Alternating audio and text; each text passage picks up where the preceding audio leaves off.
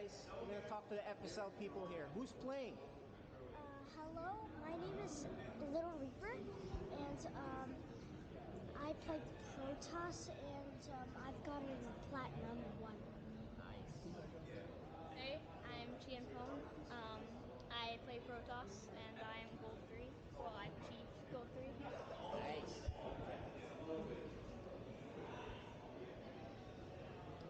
Hey, what's up? Tell me your name, game name, your ranking, what race you play. I'm Dominic. I'm Deepu. I play everything, and I'm Plat 1, I think. Yeah. Nice. Hello, I'm Ethan. I go by ET. I play Terran. I'm like Silver 2. So Nice. Menace, Zerg, Diamond 1. All right. Hyper Turtle, Platinum Random. Nice. Tell me your game name, your race, and what level are you? War Bunnies. I'm a Protoss and low diamond. Nice. I am Fenrir. I am a Silver 1 player. I don't know my MMR. I'm a Terran. Nice. So tell me your name. Instability. And what race you play in your ranking. I'm in Diamond 2 with Protoss, but tonight I'll probably be playing Zerg. Beautiful. Hey, I'm Neutrophil. I play random and I'm high diamond. Nice. And I'm Chien Pong. oh yeah, we saw you already. There you Yeah. go. And this is ET's gonna be casting. Howdy. All right. And that guy is Caliber. He'll be playing later too. And that's our FSL group. We'll see you guys in a bit.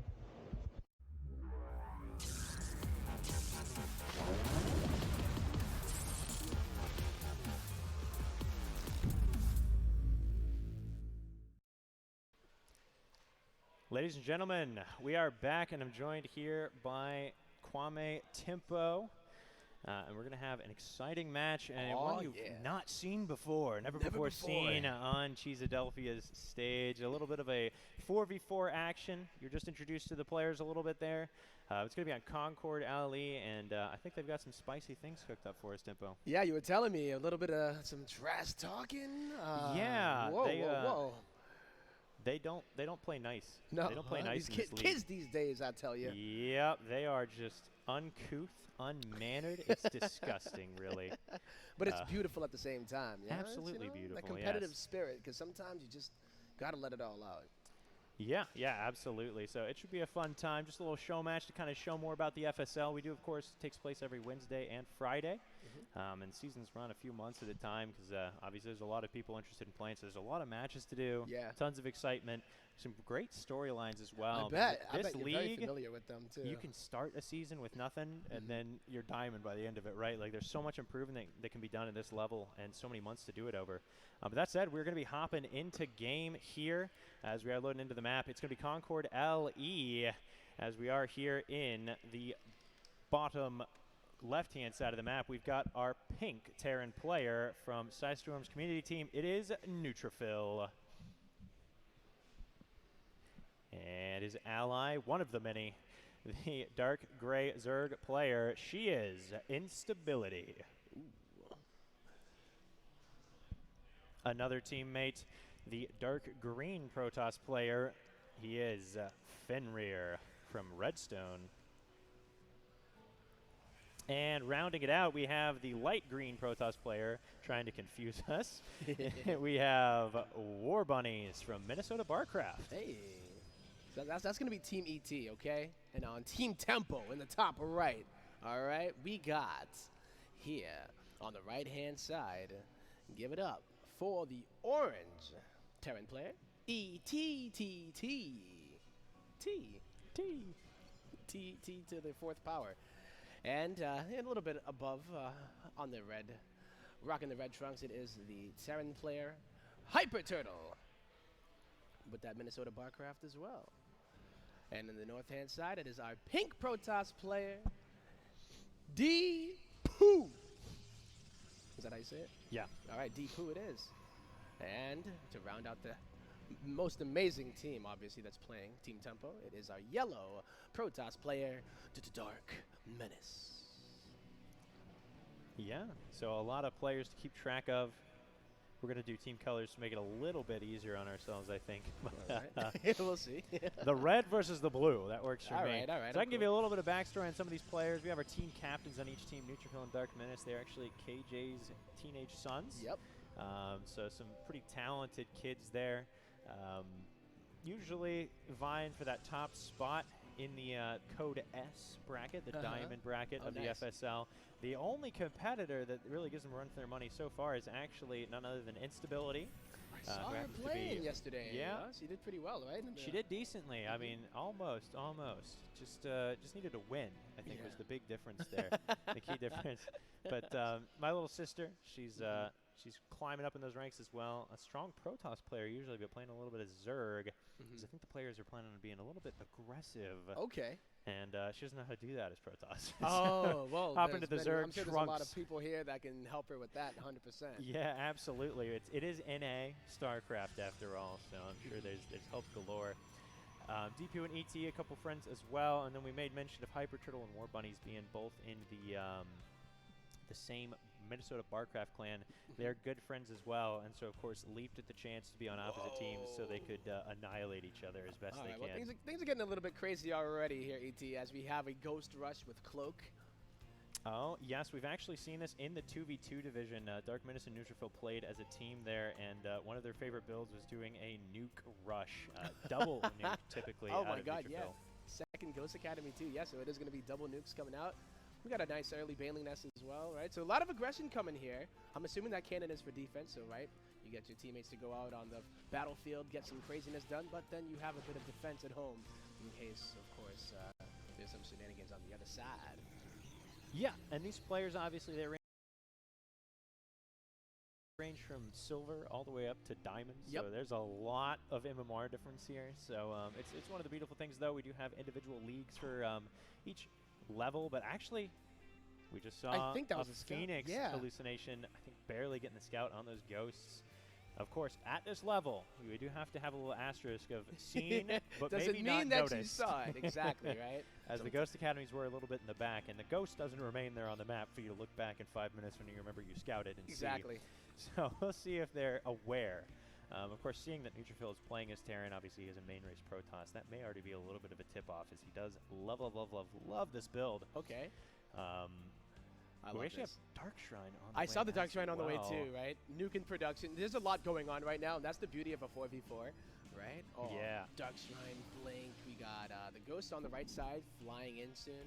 So the Cloak is going to be done by the time they get there. So I'm just rubbing my hands together right now to see how they deal with the Cloaked Ghost dropping into their base. Yeah, it's going to be interesting to see indeed. One nuke already finished up, another one on the way. And, you know, it's hard to spot the nukes even at the top level sometimes. Oh, tell me about it. Are you kidding me? Do you know how many mineral lines I've lost? The little red dot, of course, of doom. So we'll see how they manage to react to this. We see a lot of air units on the way, of course. That's sort of the flavor of 4v4. Yep, here we mass go. air. As the ghosts do go in, setting them on hold fire so they don't accidentally shoot anyone in advance. And he sees a juicy mineral line there. All right, there's nuke number 1, ET. Nuke number 2 going over on the east side of the map. That's like where we are, like Philly, right? We got to be careful here. We might. Yeah, okay. Yeah, got to be careful. Spotted. Oh, big nuke. Does manage to get mostly out of there. A few SCVs going down, but nothing. Oh, no! And they spotted one of them, and of course the second one. They didn't realize that there was going to be a second. 21 SCVs are going to be gone. Very nice indeed. Erased. Ouch. That hurts. You felt that one too, right? Yeah, that hit me in my soul. Of course, they do have Blink Dark Templar tech coming up, maybe looking to get a little bit of counter aggression done. And those Dark Templar, there's a lot That's a of lot them of DTs, wow. on the opponent's side of the map. Instability, she's sort of aware of what's going on, but there's no detection. However, there are banelings. Could manually detonate. However, that's a little bit much risky, to ask, right? potentially. As a whole base going down here. And Blink will be able to get him out of there pretty much for free. Of course, one Ghost still in there, dropping another nuke. Not as many SCVs here. Basically just bullying Hyper Turtle at this point. I know, Already took out his poor med mineral line. He's going to lose the other ones too. And kaboom! Boom, baby. Does go down. Yeah, I mean, to 28. Hyper Turtle. Hyper Turtle is probably hyper pissed off right now. Yeah, no hyper kidding. angry. Goodness gracious. As they are moving across the map now, that is a significant force out of blue team. Definitely could still get a lot done here. As Deepu dropping some additional pylons for Warpins, I suppose. Yeah. And the Terran coming out as well. Void Rays coming out for Team Red, though. I saw the Void Ray speed in production as well. And I also believe I saw Aspire in production. So we'll see if, you know, losing that base will still allow. Oh, no, that was actually the other player, so. Yeah, I think Instability has Aspire, but has lost a lot of Overlords that were out on the map, so have been hyper supply blocked since the last couple minutes, really, since the Aspire push up. Actually does come in with Mutalisk, but as a Protoss player, didn't quite understand that that's not how that works. Void Rays do come in, they got a good high ground position, but this is a big army out of the blue team here, pushing in. Psystorm drops on mostly buildings, but still nice to have. And, man, a big, aggressive swell. Beautiful to see here. A nuke does start. Oh, my God. If that nuke lands, it could change the whole direction of this game, and it's coming close. Oh, my God. Just a couple moments, and here it comes. The nuke will land! The blink at the last second was incredible there, too, but still a lot of units went down. Like, the bio got erased. Holy crap, this might actually be holdable just off of that nuke. Yeah, that was so much damage coming down. Gonna try again. Of course, there's not very many units besides Ghosts, so if the nukes don't land, there's not a whole lot to be done. But Definitely Instability nice has quite out a of the few way. units here. Right at the top, they've been waiting at the top of the ramp, and honestly, another big nuke scary. gonna land. Again. I can't right now, ET. That was amazing. That what was the defense of a century. That was incredible out of Neutrophil there. Those nukes coming in clutch. However, Instability could just spend that 2,000 minerals she's got. They might have an army to hold, but at this point, they still don't have very many units. So unless the enemy continually walks into nukes for the next 10 minutes, it's still looking pretty good for Team Blue here, who has killed all the outside bases of the red team. Yeah, right. Those DTs were putting in a lot of work during all of that, too. Definitely been super active. I did see the DT Blink researched, so they have a lot more mobility as well. But yeah, the nuke's definitely the MVP in allowing, you know, Team ET to actually stay up in this one. Yeah, you know, proud of my boys for sure. DTs will blink on out of there. Oh, but another nuke is coming in now as soon as he started defending. That's very good out of Neutrophil. Looks like he's just going to nuke all day, every day is really his plan here. As, oh, and it looks like it may be a big one here as Dark Menace across the map. Micro those DTs. Oh, my Lord. These nukes are on fire right now, right? I would love to see how many workers have died after all of that. Like, oh, across the board as well, so that's pretty insane. Goodness gracious. Almost 100 workers, almost entirely to those nukes, I believe, as well. So Neutrophil putting in huge amounts of work. Right? Nuke refill, that's what we're going to call them from now on. Nuke refill, indeed, but that's a lot of unfortunately, Archons. A huge amount of Archons, just so much Vespene gas being poured into this army here. And, you know, Tempo, Mutalisks are not what you're looking for here. No, no. Mutas against Stalkers and Archons, yeah, you know, depends on what kind of position you have, but this one, that's a heckin' lot. That is a lot to defend against indeed. And there's only so many nukes that can be dropped at a time. I mean, the supplies are relatively even, but the army just feels so vastly superior for Team Tempo. Well, here come the Archons, right? The Interceptors actually doing some pretty decent work, but the Archons get right underneath these carriers, and they're flying on back. The Mutas, though, so that's actually good instability, getting across the map and saying, hey, yeah, my Mutas might not be able to be that good against their Archons, but I can do a little economic damage myself. The positioning is really good on these carriers and Void Rays, and the Archons have to recall back, and hopefully these Mutas are actually going to notice that. As, you know, this base has been ravaged. The battle cruiser actually came out and got annihilated by those Mutas. This game is off the rails, my man.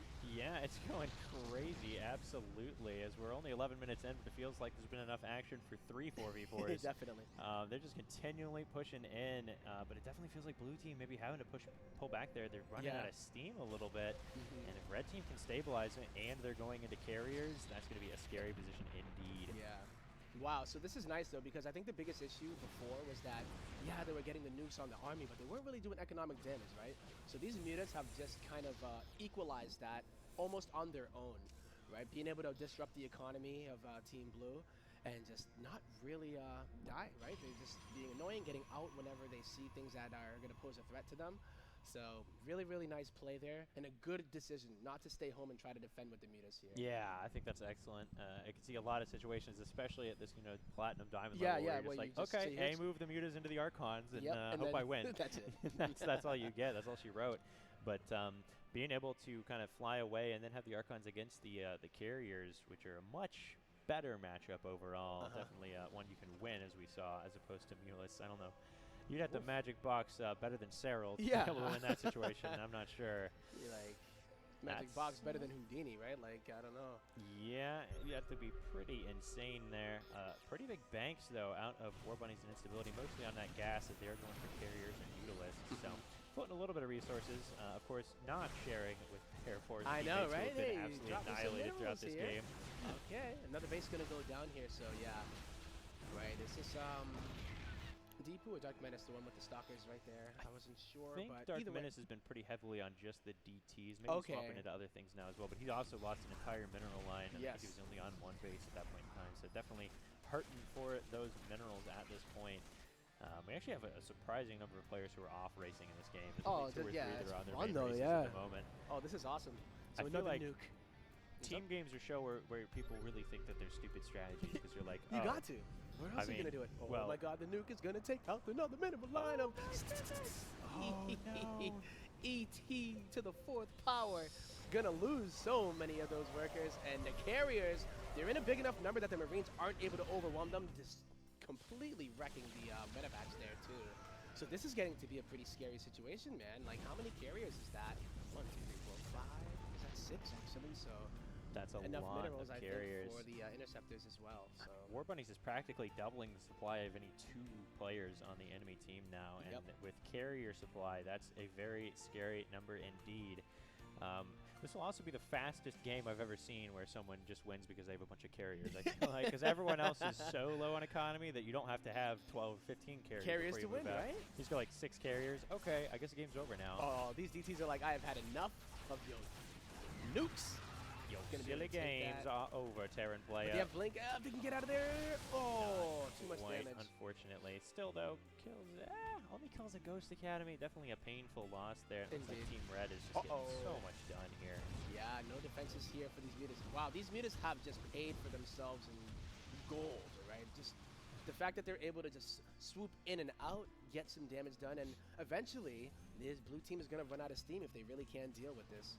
Yeah, they absolutely will. It's so sad to see as well. I mean, for blue team, I feel like there were so many spots where it's like the game was over. Those but then this sort of thing happens. Oh, he pulls the probes. I know. Oh, no. The army. Pull the army as well. Okay, good. All right. Oh, they even get the ghost, but the nuke did go off and didn't hit anything. But yes, the Mutas. Oh, the Muta count might have been a little thinned out here, but they've definitely done their job. I believe they might have flown over some Archons or been split. We see right now Viking trying to deal with them as the Mutas are in the orange and the red. But, that Muta did not make it to the flock. Yeah, it looks like, sometimes people are like, always prioritize macro over micro, but it looks like Instability is prioritizing micro above all else. Up until just a minute ago, she had 1,700 gas banked I know. It's like another 17 Mutas could have been on the map, and then she loses when you see her go, and all right. And there's more Mutas coming out onto the map. Yeah, more T's than ET to the 4th power, right? Just that's true. That's true. My namesake, really. I'm not sure why he's on Team Tempo, betraying me. Hey, man. Daggers in my heart. Yeah, so.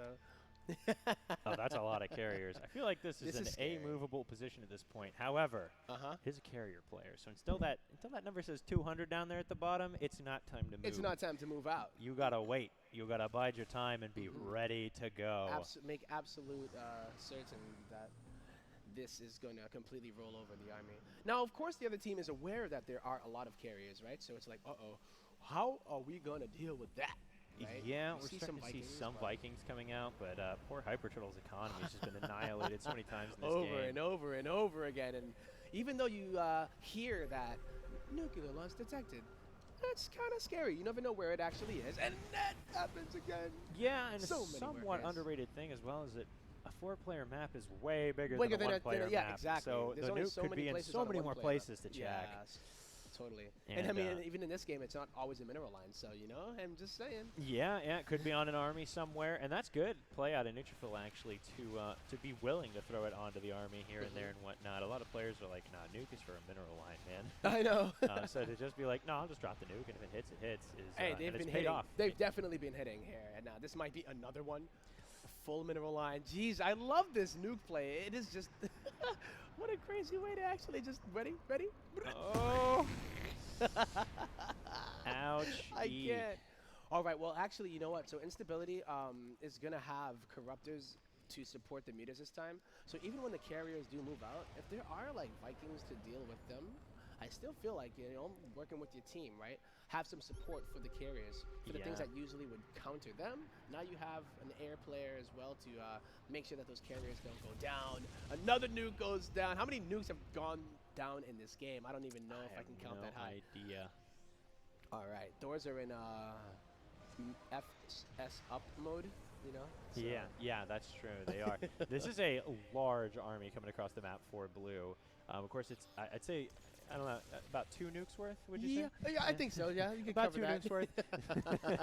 I know, we're going to be measuring it in nukes now. That is the currency and also the This is unit an of army measurement. that could beat those carriers. The one thing I worry about is... the Ling Banes are going to run into the Archons, unfortunately, though. Yeah, that's a bad starting trade here, and the Archons not being at the front. I feel like you need those Archons to deal with the Interceptors a little bit. But yeah, oh my gosh, sure. it's so many carriers coming in. Here we go. Carrier has arrived. Storms are going down on them. You know what? You might as well try to get as much damage as you can. But oh my goodness, hanging out over the airspace as well. Well microed by War Bunnies here, keeping the army at arm's length here with his carriers, and just a lot of interceptors fighting in and out there. And we're starting to see players pull on out of the game. GG. At Team ET. In the end. What can I say? I'm the best. Yes, you are. And it's undisputable, right? We just saw it. Yeah, the undisputed champion. So then we'll be hopping into our next format. Looks like we'll have time for 1 or 2 more, which is great to see. So what we're going to do is we're going to hop into a 2v2 match, but not just FSL players. We're actually going to have, first, a quick little interview here. Actually, let's have Tempo interview you, and then we'll talk a little bit about the games. All right. Which player we got? Player rise. Who do we got up here? Team captain. My man. Hello. Hot damn. Hey, can you hear me? Yeah. Oh, my God. Yeah. So that was quite a match. Yeah? Yeah, no kidding. Just did you expect it to be that crazy? No, we had our plan going into it, but you want to introduce yourself? Sorry. Oh yeah, sorry. I'm Neutrophil. I was the pink Terran there. We had plans going into it, and we just kind of let it go, you know. Yeah. And we were expecting like huge cheeses from the other team. We were scared of all-ins and stuff, so we were all defensive at first. Yeah. And I kind of ignored my team and decided to kind of just go go ham on my with own the. I thing. saw that with the stock. Yeah. So I have to thank War Bunnies there. He was our Protoss, I think. And he kind of just took charge there. He was shot calling. He was helping with the macro. Really? And yeah, he was just kind of leading the team, and I was just kind of tunnel visioning on my thing. But wow. Well, that was actually quite the game. I mean, did you count how many nukes actually went off that game? Because I couldn't keep track after nuke like 6. I just kept spamming nukes. Yeah. But our teammates, they definitely carried their part. And we just kind of played a macro game there, I think. Yeah, it ended up being quite the game, right? And, geez, just back and forth as far as, like, gutting economies, right? I remember it was the mutas. Mutas coming through from instability, right, too, like, as a surprise. And just absolute craziness. Like, how do you even focus on one thing at this point, right? So what was the highlight of the game for you, though? I mean, besides the win. I think the first nuke was pretty crazy. But afterwards, I think it was just like our team synergy, because like everything was really like clicking, and especially towards the end, where we were all just like making our different armies, and we were having like different things to counter the things. So like when I had the ghosts in, we were scouting what they had, and we were just kind of talking about what we should do to counter like the BCs and just their armies. And I think the most satisfying part was just having everybody like really really mesh well together, right? And just synergize. It felt like you kind of hit your stride at some point, right? So, hot dang. We decided to nickname you Nucrophil after that. So, I was going to say, how have you been liking at least playing in the FSL so far? Yeah, FSL's been going really good. Tournaments, we have matches like every few weeks, but we get a lot of time to prepare for them, and we get to know our opponents, and it's just Nice. a really fun time. Yeah, right. It seems like you guys are pretty tight already, just by you looking at the way y'all have been interacting. And as far as this event too, right? Just being here, when's the last time you've had a chance to get to like some kind of a LAN event to actually see people and hang out? I think it was the last Storm Cup. Really? The one that was in Fairfax. Yep. Okay, I remember that. But yeah, I haven't really played in any like LAN tournaments since. LAN's alright. It's been quite the crazy past couple years, right? And it's so nice to see that even at an event like this where we have like some of the top players, we can have a really fun game like that, you know. And I think we still have more to go. So I'm gonna let you get back to it. Thank you. So congratulations, man. That was awesome. Yep, good games. Yeah, all right, good games, guys.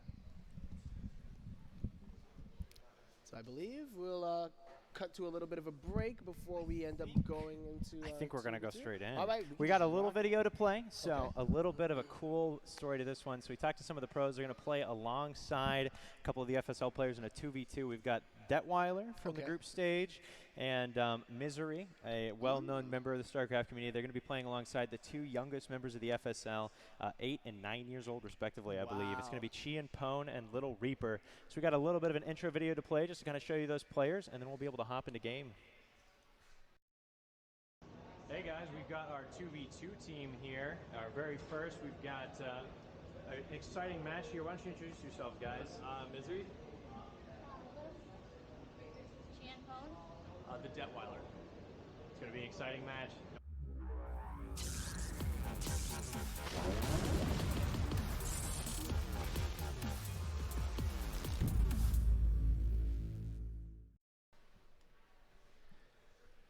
All right, welcome back. We're going to be jumping into this Pros and Joes 2v2. We got the Detweiler and Chi and Pone. You just saw them on the video versus TVP, who is actually Misery and Little Reaper. Now, did you know that me and Chi and Pone actually have a new secret handshake? You know? A new secret handshake? Yeah, we can't tell you about it though because it's a secret. Dude, sorry. My own brother, and he can't even tell me a secret handshake. That's crazy. I taught him, man. I mean, just vibe, and he executed it perfectly as we were heading out last night. So. Oh, he's a smooth dude. He's a I'm smooth not shocked. dude. I'm not shocked. You know who else is smooth though? Little Reaper. You saw that? You know, he's rocking that fedora. Oh, we're talking about dude. there's only like one person that can rock a fedora like that, and it's Cyril. But I think a second person might be added to that list. Yeah, absolutely. And I mean, he's already platinum at 8 years old, so we could be seeing him at Cyril's level soon. Soon, definitely. Nonetheless, we're ready to hop into game here as we have in the upper left-hand side of the map, we've got our blue Terran player, the pro of the team. It is the Detweiler. And his ally, the yellow Terran player, the Joe. It is Chi and Pone. Yay, yay. And in the bottom right-hand corner in the opposite team, give it up for the orange Protoss player, who is the apprentice in this one. It is Little Reaper playing Protoss. And the pro. It is our green Terran player spawning here in the south. Give it up for Misery. Oh my, okay. Well, that's a good little start here. A little different now. That is awesome. I remember Misery and Detweiler were both like telling each other they're going to have some cheeky builds for each other in this match. Okay. They want to make sure that their little guy gets the victory screen, you know. So they're putting their all into it. And I mean, holy moly. Little Reaper, actually known as a pretty aggressive player in the FSL. No stranger to proxy robo all-ins in PvP. Loves DT drops, all that stuff. He gets a lot of aggression done. Oh, no. Whoa, whoa. SCV on SCV combat here. But it looks like this, 2 racks is being built next to the proxy ones. How could you do this? Misery, feeling the name, indeed. And Chi and Pone is like, cuz. And we got that little winky face as well. So here we go. I'm wondering, though, whose Reapers are going to come out first, if that's going to be what ends up coming out of those barracks. Yeah, it looks like we got some Reapers on the way. It looks like Detweiler, shockingly, is getting his Reapers slightly faster than Pone. Pone, I guess, just not feeling quite in form today, as usually he's at least playing around 5,600 MMR. Wink, wink. Yeah, yeah. But we do have some Reapers coming out. We'll see how much they're able to get done since they were fully scouted. That's obviously not what you're hoping for here. Yeah. As the Reapers come into the main base, they're fighting back and forth here. Oh, does manage to chase down one Reaper of. All right, he's keeping his Reaper alive. I mean, another hit here, perhaps two of them, or even a Reaper shot could be it. But the Stalker is out to try to chase these Reapers away. One of the Reapers goes down, and now the Stalker, the MVP, gets another one. And a really nice, solid defense so far. So good. Yeah, so far doing quite well indeed. Pone, definitely a pretty micro-heavy player. He really likes getting some units and making them do a whole lot before he worries about making other units. Yep. So we're seeing more and more Reapers come out for him. It's pretty cool, actually, to see that he is indeed microing his Reapers. Yeah. He's not just like sharing control or something like that. Yeah. He's putting in the work himself, and I mean, he's doing pretty well on the micro. Only really losing units to Stalkers and whatnot. Even going to make it away from the Reapers. Oh, is that a bait? Misery, but a little bit of a surround there out of the Detweiler. Very nice onto the Reapers of Misery here. Oh my gosh. Enough Reapers now to even fight off the Stalker goes down. That is that's not something you see every day. Is Reapers fighting Stalkers straight up, and of course SCVs are going to get absolutely ripped through here. There's just so many Reapers coming out for the players in the top left. Retreat, retreat. Pone pulling back a little bit to the Reapers of the Detweiler here as they are going in. Dude, there are so many Reapers right now. Oh man, the Detweiler going on through, canceling the factory, so we're not going to see that Hellion come out either. This Reaper count is getting out of control, and yep, now we're starting to see some of these grenades getting down. That factory is so low. I think he might just snipe it down. Yep, gets rid of it, resets the tech, and now it's up to these two Stalkers and two Reapers to see if they can deal with how many Reapers on the other side. I would say too many. Yeah, quite a lot. They're starting to get very low in health, though. Good juggling out of the Detweiler for the most part. They'll still have 3 Reapers left against only the one Stalker of Little Reaper there. Well, Little Reaper's economy is on point right now, but you know, you got to be careful because you need to be able to get enough of these Stalkers out to chase them all away. Yeah, I think Little Reaper's actually he does have 3 gateways down now, so there's a lot of Stalkers coming out. He's starting to trade better and better against those Reapers, but great nice micro. Out of the Wow, target firing on these Reapers, and he's actually going to be able to do this. Yeah, very nice out of Little Reaper Power there. Of the Fedora. Wow. Misery, though. I mean, holy. 7 workers to his name. Yeah. 20 Lost workers going 20 of them. Oh, my. All right, well then, look at that. The Grasshopper has become the sensei. Yeah, indeed. Yeah, Little Reaper actually the highest supply in the game right now. Isn't that crazy? And the most workers, so pretty nicely done there. Yep. He's making a lot of shield batteries, making a lot of Stalkers in. Oh, yeah, as the Observer is showing us, has a supply depot pylon proxy pylon in the main base of his opponent, so he could start warping in there anytime, really. Now he's got his shield batteries. I wouldn't be surprised if he feels comfortable enough to try a warp in of Adepts or something like that. Yeah, that would be awesome. Yeah, I'd love to see that. Definitely a good way to start getting back into this. I was going to say, especially because you know that the other team's barracks are on the other side of the map, right? So it's going to be hard to actually. I think they might have made the factories though. At home. Yeah. Pone, obviously, like I said, he's someone who loves to micro at the expense of his macro. Oftentimes, I think that happens to a lot of us. Yeah? It happens to a lot of us. You know, some of us just have. Less excuse at the rank we're at. So yet it still happens. It still happens though. But yeah, floating a couple thousand resources. That's just for the surprise 5 command center build that he's got coming up for us. Of course. I've been waiting for this one. All right, a lot of shield batteries. I do wonder if maybe a few too many coming out for Little Reaper there. That's a lot of mineral investment. All right, well, that's that slow warping. Remember, yes, of course, if you don't have a warp gate next to a pylon, it does warp in incredibly slow. But the good surround, wow, the Reaper's actually bopping the SCVs and making these are the Reapers of Misery. Of Misery coming around, right? Awesome. So they actually saved the Stalker from the surround. Synced in, Isn't that awesome? Dealing so much damage to workers. This is a ton of economy damage. Down to only 8 workers is Pone, and the Detweiler at only 16. A fantastic slap back by Misery and Little Reaper, and great coordination there. Honestly, that was fantastic. The timing was like, you know, I was so worried about that Stalker getting surrounded. Like, oh, that's all she wrote. But no, to the rescue came the Reapers, and now it looks like there's a bunch of Zealots up in here too. Little Reaper really causing a lot of chaos inside of the base of Pone. And the Detweiler really still only able to make Reapers and Cyclones, I believe. But holy moly, guacamole.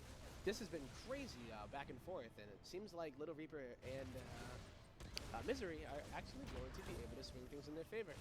Yeah, dealing a lot of worker damage here. Less than 20 workers between the two Terrans in the top left.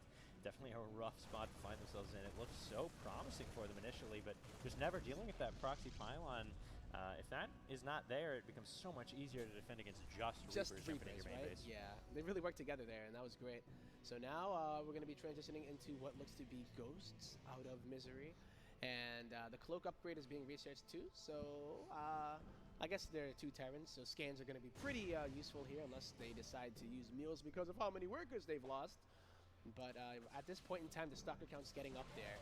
I didn't see if Blink was researched, but no, it doesn't look like it. No, However, Twilight Council on the way, but obviously been slightly preoccupied with this little thing called 4 or 5 barracks on your side of the map. Yeah. Oh, misses some of those Stalkers. A lot of damage going down onto the Stalkers, and not all of them getting recalled as well. I mean, there's still a sizable army for the Detweiler and Qianpeng. Qianpeng has exactly 28 army supply and 0 workers. Oh, there goes one. One worker. One worker. Woo! We're making it back. We're practically Jeff Bezos at this point. Yeah. When we got Mules, right? With Mules. I mean, he's getting some I heard that's one of income now. Qianpeng's favorite songs, by the way. Yeah. Good Shout taste in out to music. that one. I'll tell you Great that. taste. Yeah, he sings that one all the time in the car. Yeah. On the road, but probably singing it right now. Yeah, probably pushing up into the main base though. Shield batteries are here. I mean, there were a lot of shield batteries, and pulling back the instant he sees that shield battery overcharge. Is very nice play out of him. It's exactly what you need to do, right? That shield battery overcharge is so scary to deal with. But oh boy, there's a lot of Stalkers here. Great micro on both getting sides. a lot of his units chipped away at. Oh no, they're trapped. There's nowhere to run, nowhere to hide. Does target fire one of the low health Stalkers though, so very nicely done out of all parties involved. But Nukes now on the way for Misery. Okay. Says you're gonna have your teammate Reaper rush me, Detweiler. Excuse me. You're really gonna do that? You're gonna pull that? Okay. Okay. You're gonna get nuked. Yeah. I mean, why and not? You're gonna be powerless to stop it. In what the are you gonna spirit do? of You the got last 6 army supply. Yeah. Come at me, bro. Can you even afford a scam at this point? Yeah, I don't know. I don't think so. All right. It's looking rough Yeah, for the team in the top left here. Here they Little go. Reaper, I mean, carry? Question mark? I mean, I think oh maybe my we need God, to it's open. The door switch it. is open. The door is open, and in comes the nuke, which will be able to bust over those Evos get out of that as scan well. range. Oh my God. Yep, even the disruption of the few workers that they're able to use is going to be nice because guess what? It's coming on the other side. Yeah, you got Stalkers. Army coming in for the Stalkers of Little Reaper, and of course that wall off got heavily damaged by the nukes there, which means there's very little left to keep the ghosts from getting in, and in walks another one. Do we have Blink yet? No Blink yet. Did make Not that just Twilight yet. Council, but got a little preoccupied. Completely understandable, but I mean, excellent play. Both of these kids are playing the game of their lives. I really bet. here. Yeah, this is both of these games have been great, like exciting, and just full of action. Yeah, absolutely. I mean, this is what we hope to bring with the FSL, and man, they are bringing their all. Seems like they're really feeling it, which is great to see. As I mean, they're just kind of chilling for the moment. Dark Shrine, the classic of Little Reaper, and nukes. So it's basically cloak to death is what we're looking at here. Yeah. Basically burning scans left and right because they're not going to be able to catch up if they have to continue to make these scans just to deal with these ghosts, man. And then they're going to add DTs to the mix too. Like, oh my gosh, how brutal can you be? Yeah, that's a tall order for sure. As Misery walks up, props the nuke. All right, forcing the tanks to unsiege because I don't believe they have a scan. But good call. He is able to use those eagle eyes in order to see. Snipe on one Marine. Oh no, almost gets the supply depot wall down though. That's always good. Yeah, very nice. I mean, it's pretty hard to kill Terrans that have siege tanks on the high ground, but they're definitely looking, sharking around, trying to find that opportunity. Once Blink gets done, obviously, that'll help quite a bit in doing so. Yes. That ghost does get snapped up by the jaws of the siege tank. Oh, however, good there's target so many Stalkers here, and the Immortal anchoring as well. And the boys do get pulled, but Little Reaper pushing up in. a fantastically large army compared to what his opponents have, and I think this may be all she wrote here. I think you might be right, ET.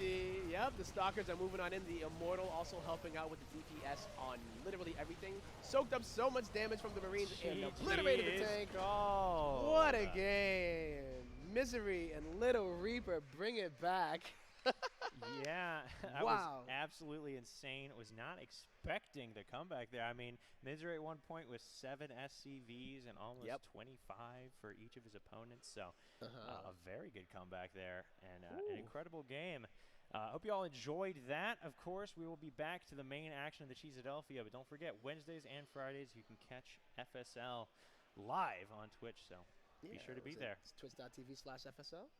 Twitch.tv/KJ Freedom. It's usually on KJ's main channel, so you can find that on his Twitter at Freedom, I believe. All right, and that's with like 3 E's, I believe. Yeah, it's hard to count. We'll definitely get a link there for you. All right, and we're going to go ahead and do a quick interview, I think, with Little Reaper. Get this one? And then we will pass it back. You want to get this one? Sure. Yeah, come on over. MVP. I can't believe it, yo. Congratulations, man. Thank you. So sick. All right, slap that bad boy on there. Now, I may be crazy, but you kind of made Misery look like the Joe a little bit there. I mean, you were the highest supply count for quite a while.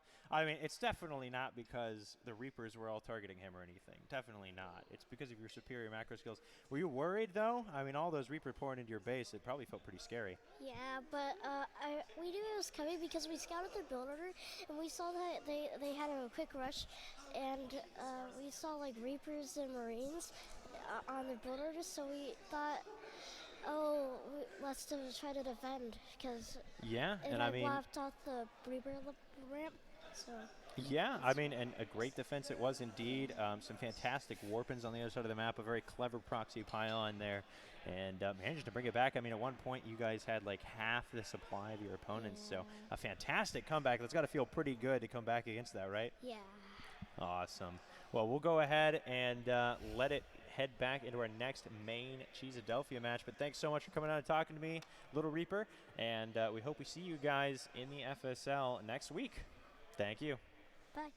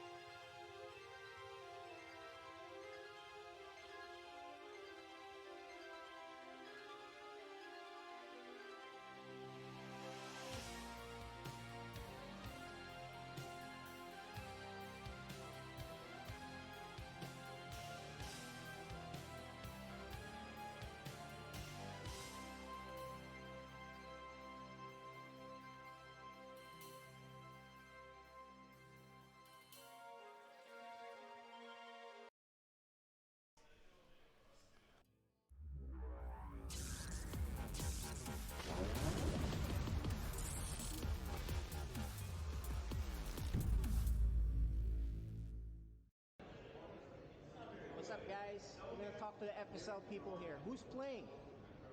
Hello, my name is Little Reaper, and I play Protoss, and I've gotten a Platinum 1.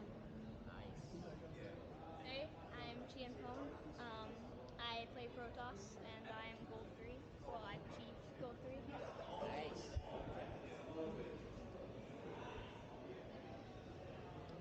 Hey, what's up?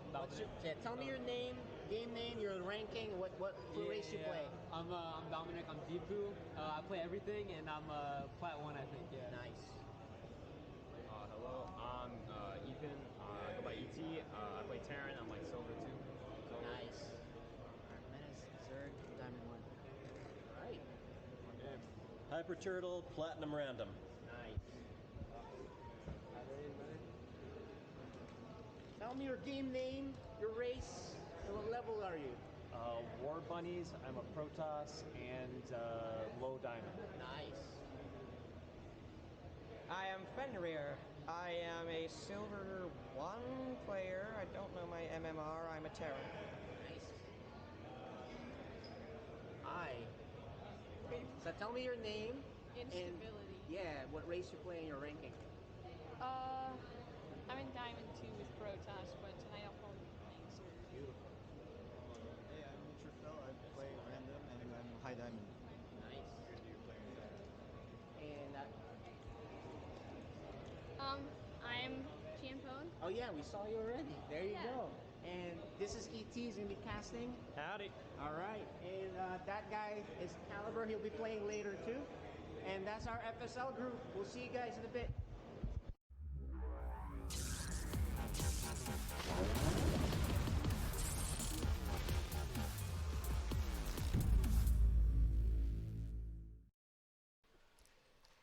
Ladies and gentlemen, we are back, and I'm joined here by Kwame Timpo. And we're going to have an exciting match, and one you've not seen before, never before seen on Cheesadelphia's stage. A little bit of a 4v4 action. You're just introduced to the players a little bit there. It's going to be on Concord Alley, and I think they've got some spicy things cooked up for us, Timpo. Yeah, you were telling me a little bit of some trash talking. Yeah, Whoa. They don't play nice. No, they don't play nice. These kids these days, I tell you. Yep, they are just.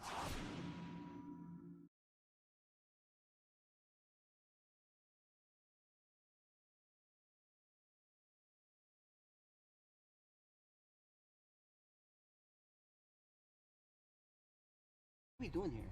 Where are we going? About to get a Lambo. Who's this guy? What? I'm a Lambo. That's Lambo. And where are we going? Riding a Lambo with Lambo. Straight.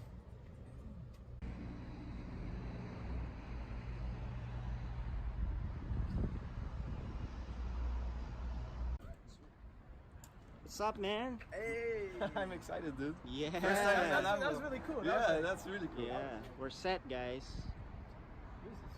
What car are we taking? All of them. Oh, yeah, all of them, One one by time. one. Yeah. Well, you only have one butt, so you can only take one thing. Yeah, we're gonna take the silver one right The there. silver? Yeah, it is actually. Okay. I think. The El Guapo. El Guapo? El Guapo. That's the nickname. Got it. Look at this guy. I'm surprised he doesn't have that much really. Yeah. I think if he streams actually a lot. Not that much. Not like just like bad hours as well. I think so. Yeah. It's always for me in the morning. Really early.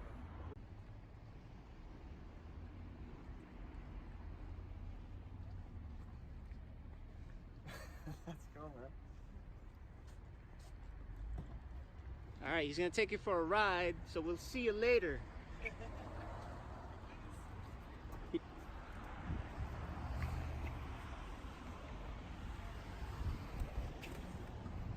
Yo.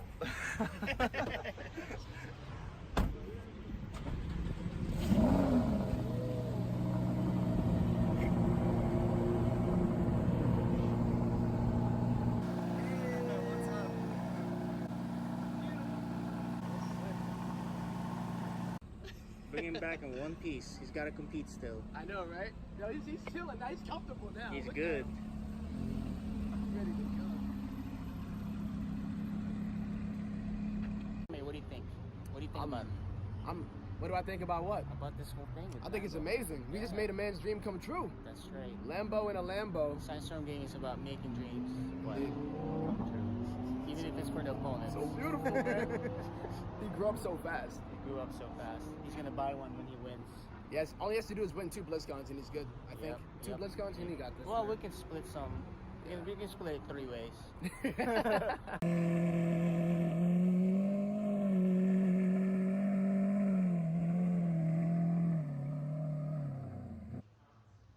This was actually completely wrapped, so you could. I'm gonna get the full thing. Yeah. There you go.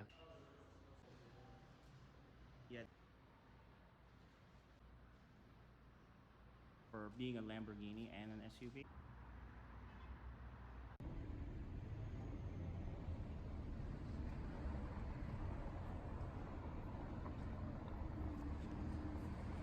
What's up, guys?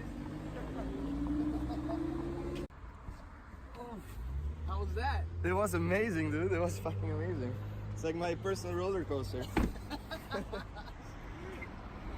that's the first thing I'm gonna buy when I'm rich. Yeah. BlizzCon 2019. Balling.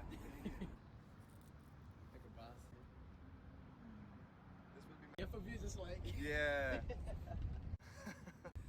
Good enough? Yeah, man. I'm almost shaking stuff on the right. Motivated to win the next one Yeah. and come back here and There buy we go, it. do it. You, man. You too, right? Yeah, I got some. All right, cool. This is cheese. Buttercream. Buttercream.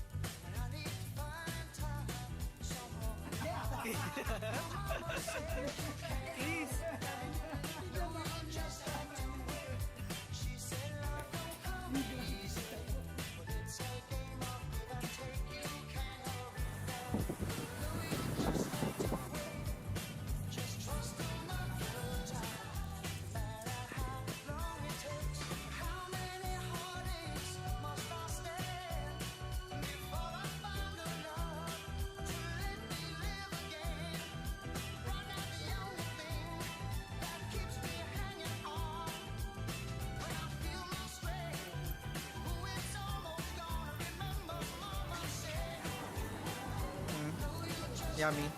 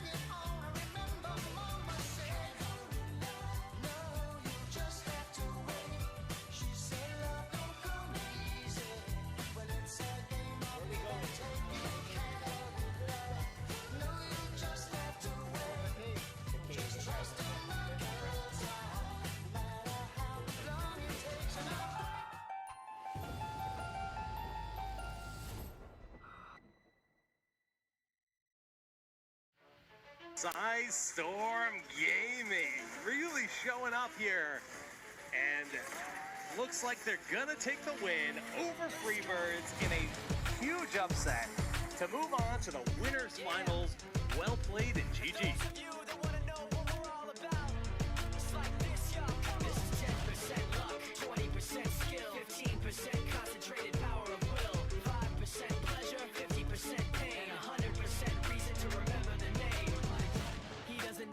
Up in lights, he just wants to be heard, whether it's the beat of the mic. He feels so unlike everybody else, alone, in spite of the fact that some people still think that they know the code. It's not about the salary, it's all about reality and making some noise, making a story, making sure his click stays up. That means when he puts it down, Tox picking it up. Let's go. Who the hell is he anyway? He never really talks much, never concerned with status, but still even him starstruck. Humble through opportunities given despite the fact that many misjudge him because he makes a living from writing raps. Put it together himself, got a picture connects, never asking for someone's help or to get some respect. He's only focused on what he wrote, his will is beyond reach, and now it all unfolds, the skill of an artist. This is 20% skill, 80% beer, be 100% clear, cause Ryu was ill. Who would've thought he'd be the one that set the West in flames? And I heard him wreck it with the crystal method, name of the game. Came back, dropped Megadeth, took him to...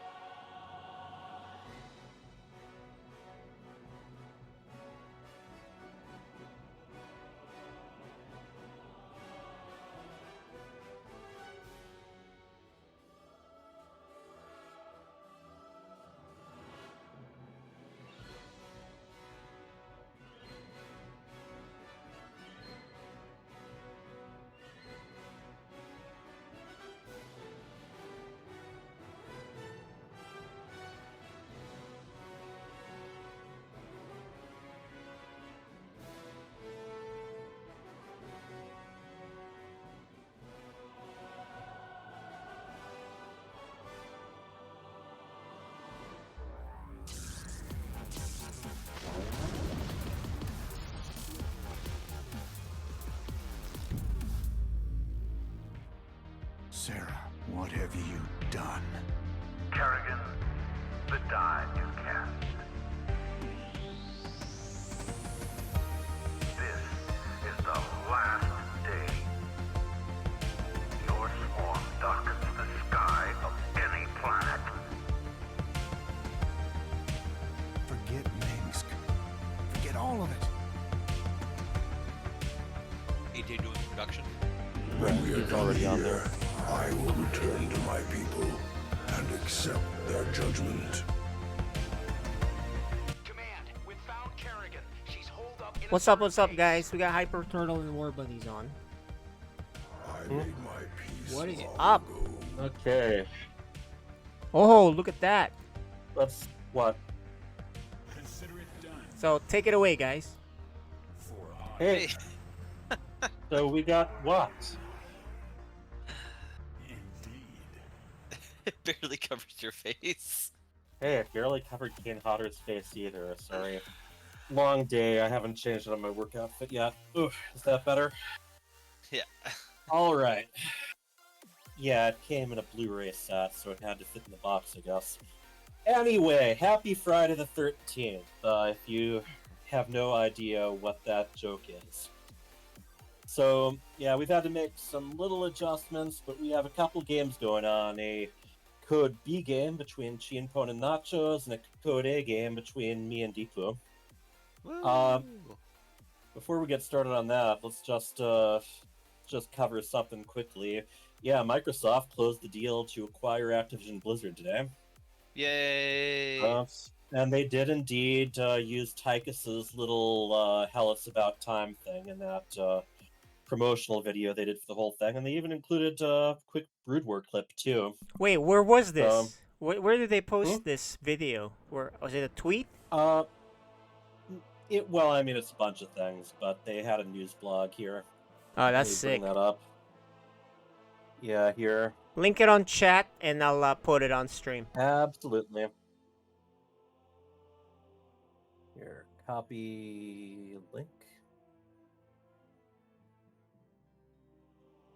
Anyway, so, a lot of questions. What does this mean? Probably nothing right away. Means maybe a few months from now, we're going to have StarCraft 2 and StarCraft Remastered on Game Pass. Might hear a little bit more about the esports plans. But any developmental stuff, that's going to be a long time coming. They do have World's Edge, which has some previous StarCraft developers like Grant Davies there. And they've got other groups they work with too, like Relic Entertainment, that have some experience in RTS, or, they've got the Halo people too, if they want to just try another stab at doing a shooter. But yeah, a lot of conversation there. But tonight, we got the FSL, right, bunnies? Yes. All right, so we're going to be starting with Code B, our lowest level, although Nachos has definitely gone up in skill, and because of that, he's probably going to be playing random, I believe. And here, let me get everyone to party. What's Nacho's? I think he's up to platinum now. Oh, so yeah, wow. He graduated.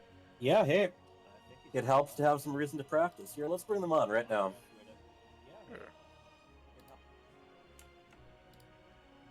And wait, what happened?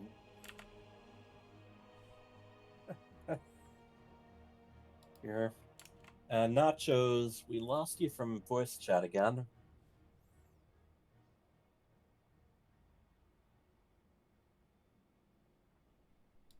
Hey, Chienpon. Hello. Yeah, so... Yeah, you haven't had a match in a little bit, but seems like you're ready to go. Yeah, I haven't practiced since I played against Kitty Cat, so... Oh, okay. Fair enough. Let me see here at Discord. Yes. We're gonna get Nachos back in the Discord chat. Yeah, here we go. Hey, Nachos. There we go. All right. Wow, your beard's grown. I trimmed mine. That just goes to show different playstyles, right? That's right. All right. So, are you still you mentioned maybe I'm overestimating you a little bit. Are you still planning to play your usual race, your main? No, actually, I'm gonna go random. Okay, that's what I thought. So Heck this should yeah. be an interesting one. Do you play random often? Actually switched about a few months ago, and I really Okay. love it. So kind of like, let me show my hand a little bit. What I've never been good with is being aggressive. There's a difference. There could be a slight difference between a rush and a cheese, but it Yes. has going random has forced me to think rush, and then transition into a macro game. Often, like what are the transitions and stuff like that, and It's doing not randoms, always like easy. you have to do it for, yeah, it's, oh yeah, definitely not, but I'm having a lot of fun, and it's taught me a lot. Awesome. All right, and Chi and Pone, you said you haven't really been playing much. You haven't tried out the new patch yet? I don't know any of the new maps. Nothing. Oh, we're not changing maps. We're sticking Yeah, with I what we know, had I know. before. But yeah, there's some little changes too here and there. That Yeah, I didn't read any of the patches at all. So didn't read the notes either. So all right, No. living dangerously. I love it. And let me see. I- You've already chosen your maps too. It's gonna be Royal Blood, then Ancient Cistern, and then possibly Dragon Scales Decider. Yeah, I haven't really practiced. Mhm. I haven't really practiced, except for like when I was playing as Revenant Raged, and that was like the last time I really practiced. I played like one or two Okay. games before I played Kitty Cat Gamer, but yeah, other than that, nothing. Okay, great. Well, Friday the 13th, if you're going to test your luck, today's the day, so let's get started. We're looking forward to our Code B match.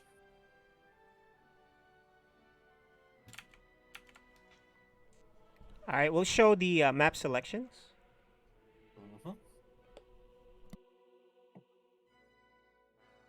And here, let me make you party leader.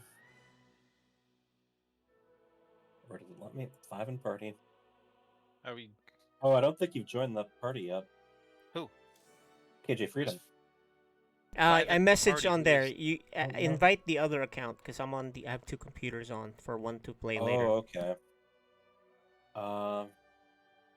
Message. I'm right there. I messaged you, but you have messaging off, and I put a message on the FSL chat. You can see that's me. Got it. So which Freedom?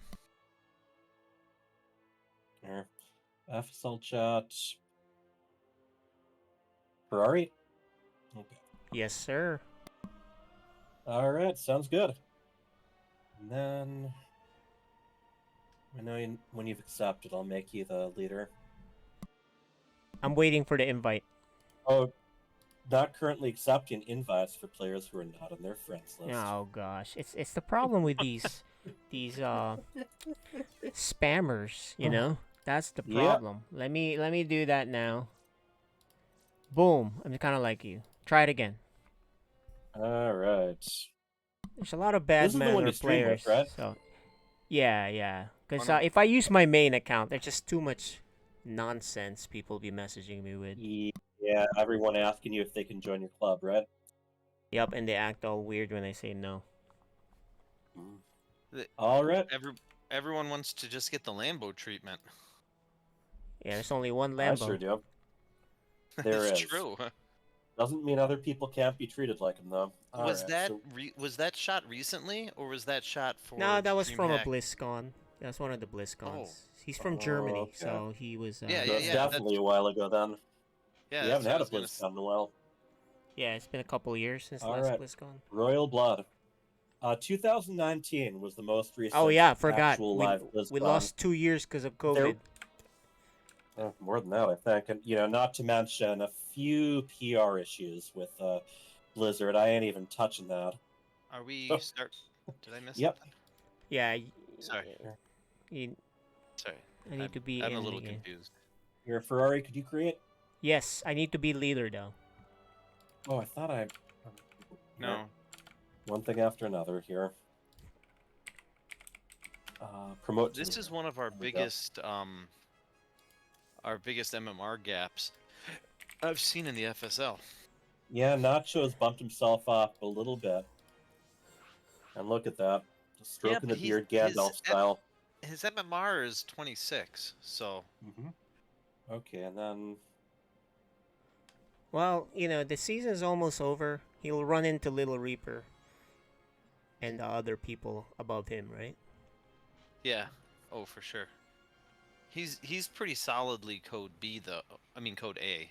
Yeah, there you go. He'll meet the best of the I best. think he's ready for the next challenge. All right, Yeah. you guys just need to accept. Here. Sorry, I only have one monitor.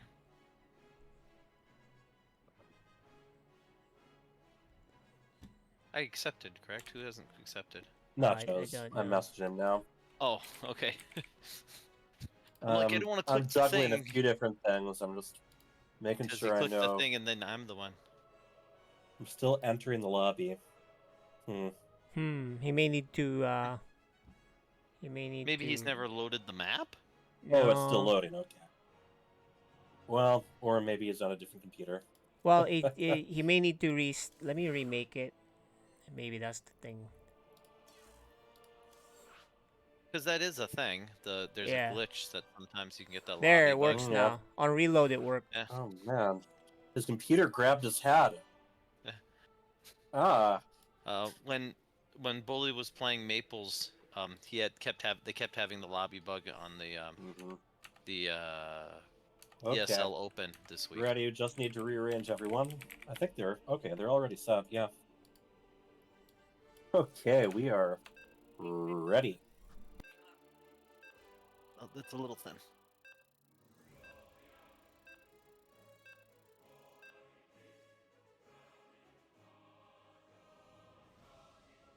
Woo! So, they're both playing random. Huh.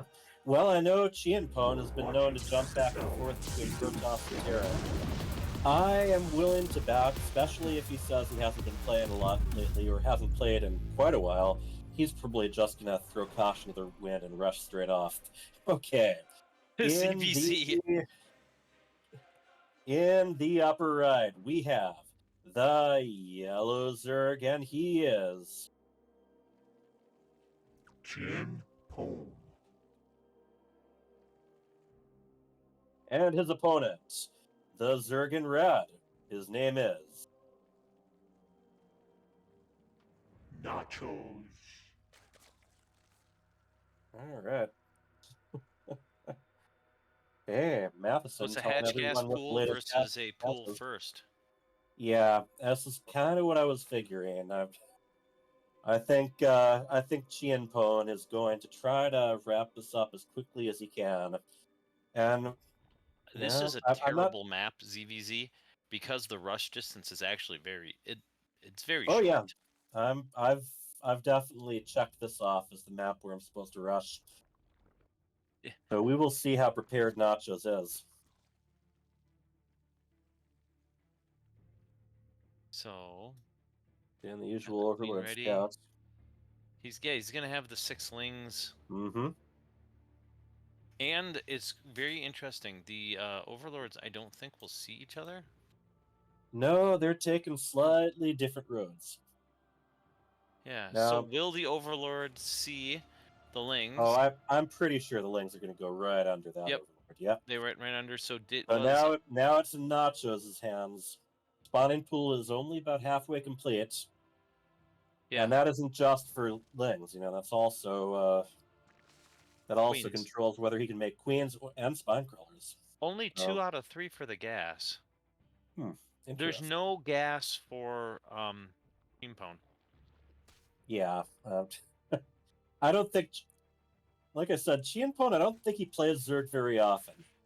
He's usually alternates between kind of more macro Protoss and more proxy Terran. Yeah. Zerglings don't have a lot of health. Is this intentional or is that a misrally? Is he going to make a spine crawler? I think it's a little late if he is. And here come more of them. That's a screw up. Yeah, He's got to get ling speed that was a though. misrally. Yes, he does. He's got to get something anyway because the Lings are coming out and they've got the defender's advantage. They're going to keep hatching. Now, meanwhile, Nachos, however, should probably be making a queen. Granted, he's got limited minerals to work with here. Yeah. Oh, that might have won the game. Right. His drones and his Zerglings got separated there. Well, regardless, like nibble, and they're yeah, not mining, so he needs money. He killed all of them, but he's got no minerals. And now Chinpon Right. can just Ling They're Factory. just going to keep showing up 6 at a time. Yeah. That's the thing. I mean, one of the first things you learn as random is how to deal with the same cheeses as different races. Sometimes you got to learn the hard way. I would make at least. I would make one of those into a spine. Yeah, that's what he's doing. Yeah, but you. He doesn't have a. Right.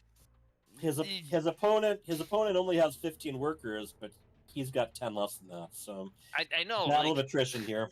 This is building a sunken with 4 is a StarCraft 1 Brood War issue. Yeah, well, yeah, those were sunken colonies though.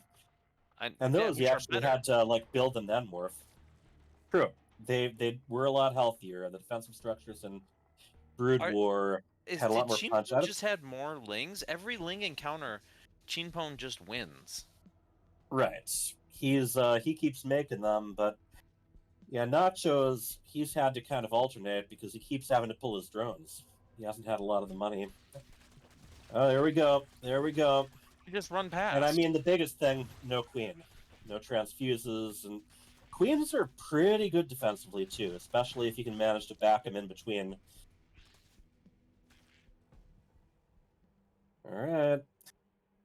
Now, interestingly enough, I do not see any more lings on the way for Chinpon. Oh, yeah. Which means, yeah, but numbers game here just finished him off. He's gotten more than a lot of people would have, yeah. I think this is a good place. That's a ton of lings on the way. Oh yeah, now there are. Oh, 24. That...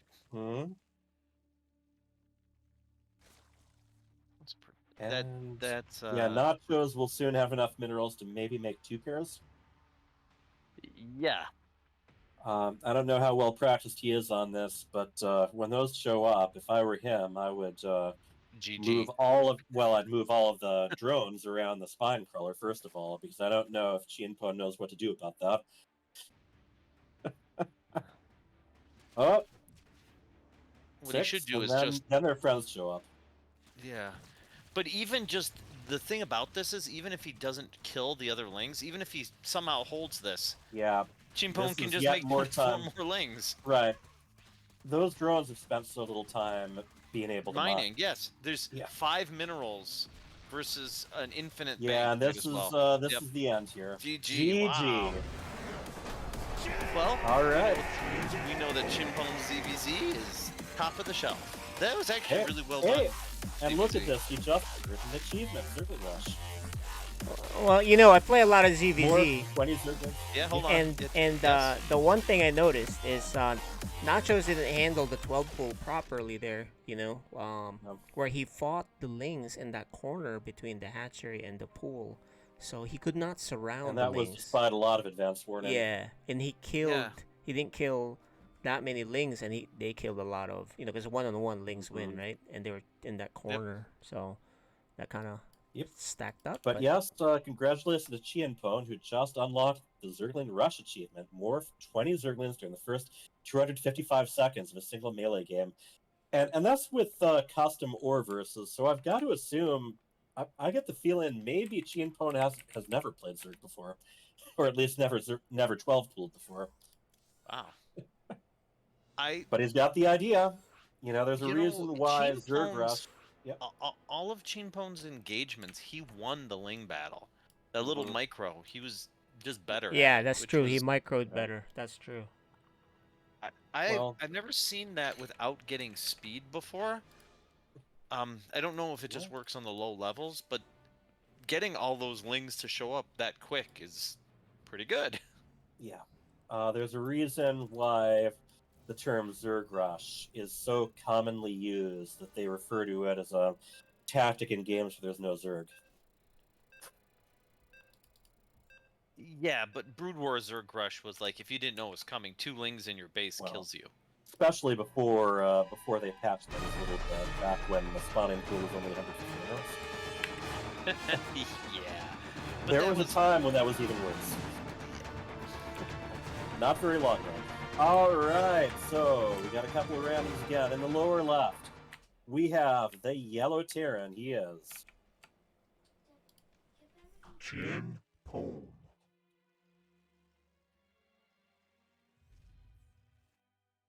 and his opponent, once again, Seeking playing as a revenge. red Zerg. He is Nachos. But yeah, I'm taking notes because I'm probably going to be playing Zerg next match too, so got to make sure I know how to do it. And here we go. Yeah, I don't think Chien Pone is going for a macro game this time either. Yeah, so I have a dumb question for the Zerg players. I'm not as familiar with the Zerg build, but I've never seen one where you don't go... He hasn't built a worker yet. There he starts building all 3 workers at once. He didn't follow the build. He just kind of messed it up. It's fine. Oh, okay. Right. You know, I just this is didn't know if code that was B, something so- I didn't see. Because when he Yeah, didn't build a that's not a worker right build. off the bat, I thought he was going to 12 pool, but then he took a hatch. Yeah, Right. no, that's not a build. You can always Normally, make drones. Yeah. Right. Normally, it's drone, overlord, drone, no matter what you're going to be doing next. But you know, you gotta practice that. Yeah, there's some custom builds, like Eric the Zerg from South America came up with a double extractor trick, hatchery, then you know, build. But those are very nuanced. No, not a whole lot of people know about it. So, but Hypertrone's right. There's not a whole lot of builds that don't Is make the drone. 12 pool is 12 pool drone overlord drone pool? No, 12 pool is the first thing you make is spawning pool. Right, that's what I thought. So when he didn't build anything, I thought it was going to be a 12 pool, but it was 12 hatch. Yep. Yeah, he wanted to get the hatchery he took an out early first. hatch. Yeah, super early. Well, there's going to be a lot of lings. Right. There's a lot of builds to learn, a lot of openings anyway. Not even necessarily builds, but you know, take it from someone who knows. If you're playing random almost all the time early on. Wait. Does this is a hard counter, right?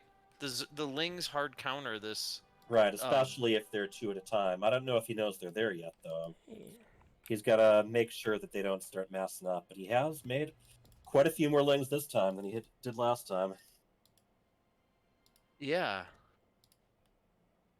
And honestly, 16 lings. Yeah, he's got this it. is just the hardest counter ever. Right. I don't think Chien Pone has the control to kite too far back either, even without speed. That's actually really good kiting. He is. Yep. Yeah. Okay. But he's dead now. Yeah, true And enough. like I said, he's hard countered. So Right. There's nothing he's going to be able to do, even if he switches things up a little. Does he have...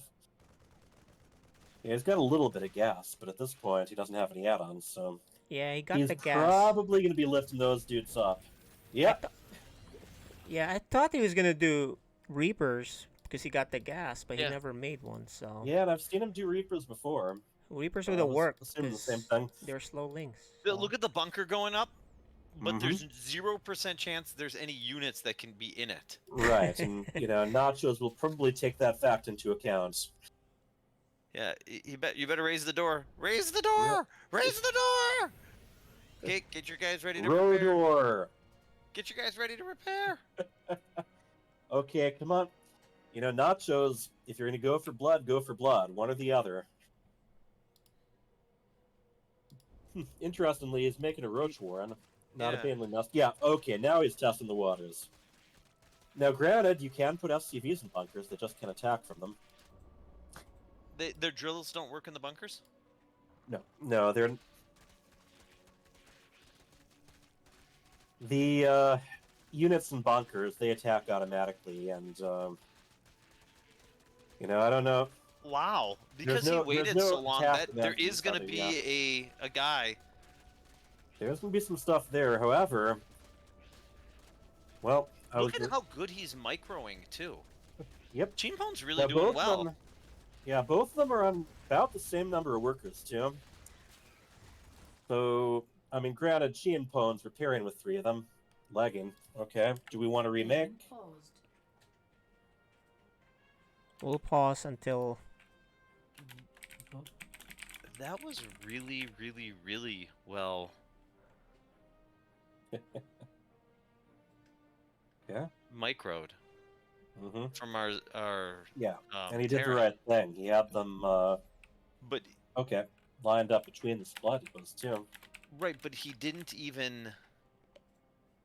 It wasn't even. Okay. He had each one, and then if it stopped repairing, he had it ready to repair. You don't think they're on auto repair? I think they are, but they didn't Yeah. like. He's got each one to one.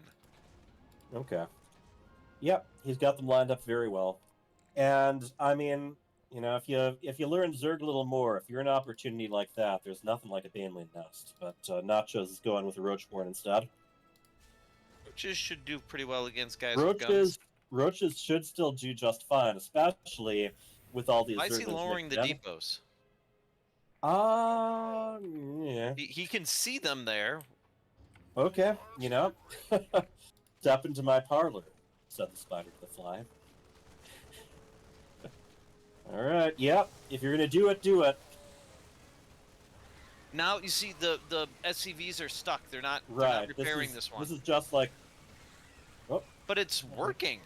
Yeah, he's Nachos. I don't think he is manually clicking on the supply depots. That's the same thing I was talking about with the when you surround your spine crawler with drones. The units will automatically try to go after things that can attack. Should he be out here? No. Potentially, but I don't know. It's a little messy. I would fall That's back. the wrong side. Get your guys in the bunker. Yep. Fight! Fight! Shoot! Fight! Look to the left. Look to the right. Stand up. Sit down. Fight! Yeah, he did the right thing earlier, morphing the damaged roaches into ravagers, but he didn't do it with those that time. Get out of the thing. Now, one corruptor against 4 and more marines, maybe not. And that overlord's going to go down too. So he's going to have to transition out of this. And this is one of the things he was talking about during the pre-match interview. One of the big things when you're playing this game, you got to know when to keep the pressure on and when to back up. But this is it's a very low. I just realized he's just getting Comsat station. Yeah, also interesting because Nachos, I mean, he took that very, very early hatchery, but nothing's mining there yet. Well, he doesn't have the worker. He's. Yep, there's that too. Queens would be nice. You know, it's like you always want to have your macro mechanic. Yes. Chrono boost, queens, orbitals. Look, just as you yeah, said I that. don't. This is not a good. This is not a good number ratio here. You know, there's no stim, there's no combat shields, there's no upgrades. The only upgrade in the game is link speed. Yeah. Which is nice. Yeah, but there's Let's see. But yeah, the stutter stepping is pretty well done. He's really good at that. Yep. Is Terran his main? I believe so. I know he does Protoss too. I forget which one he does more. He's got of. the factory. He's got to start pumping something out of it. Anything from Right. the factory would be great. The new Cyclone would be really good. Ooh, yeah, against roaches.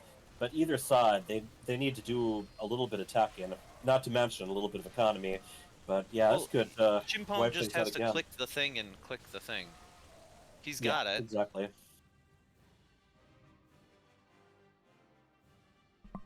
Wow. And this is something we see a lot of at the Code B level, the lower level. Just, you know. Chimpone's playing much better than he normally plays. Yeah, I think so. Sometimes a break's actually good for you. I was going to say, sometimes a chance to actually if you ditch some had to habits. guess which one was platinum, you would not guess, and which one was silver, you would not guess it was Chimpone's silver.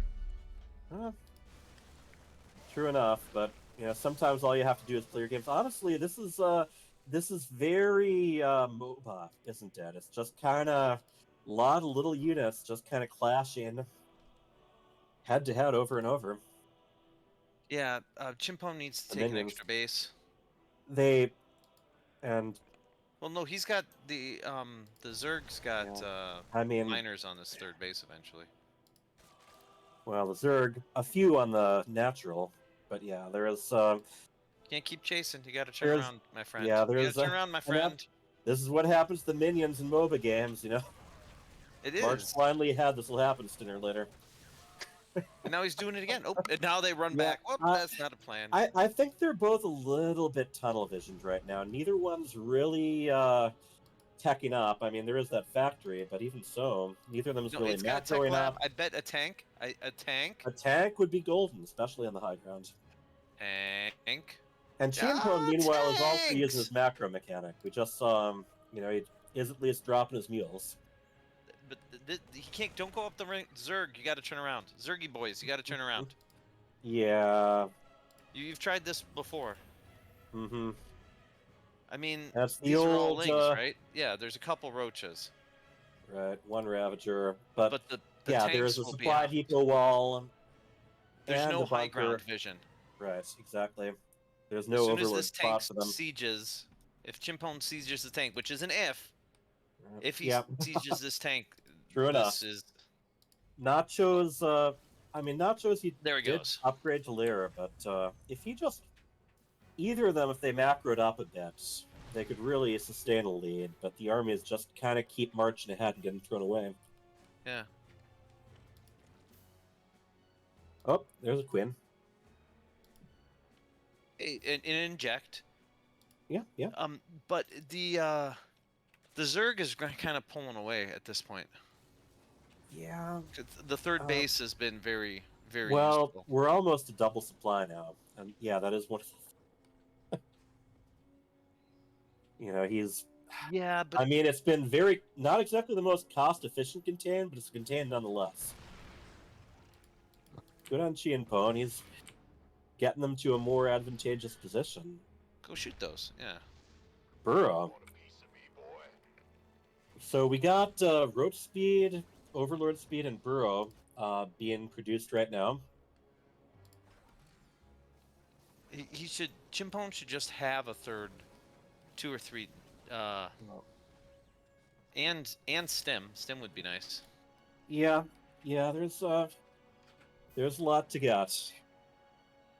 But he can just build the... He's Terran. He could build the thing and fly it around. Right. And You just could drop fly it mules. the opposite direction, you know? Yeah. We've seen that tactic before, even for other races, just using a transport. Oh, we got a drop going out. That actually 8 Marines in might there. be... that. If he drops It that could to do a natural, lot.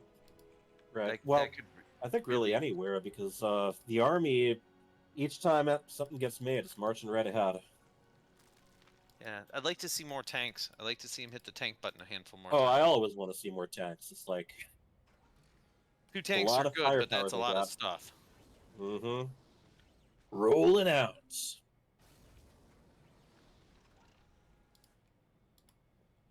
All right. So Chimpone, Medevac's just kind of hanging out there for the moment. Yeah. I think his attention is on defense. Ooh, look at that advanced move. A lot of people forget that at lair attack you can just drop creep from overlords. Oh, there we go. That's an F2 all the way home. You got to use this. Yep. He does have a queen there, but yeah.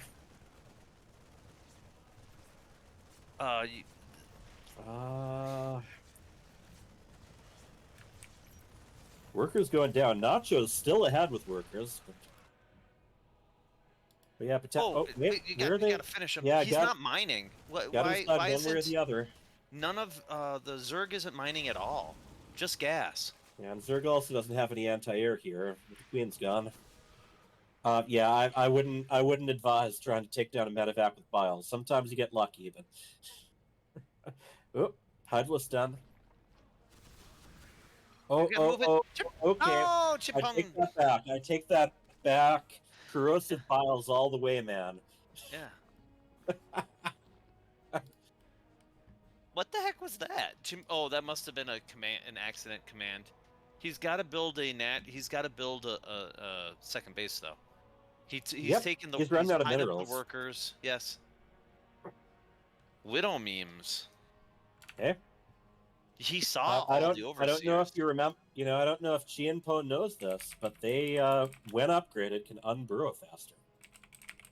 I know he doesn't know that because he said he didn't even read the patch notes, but hey, it's still a fun thing to bring up.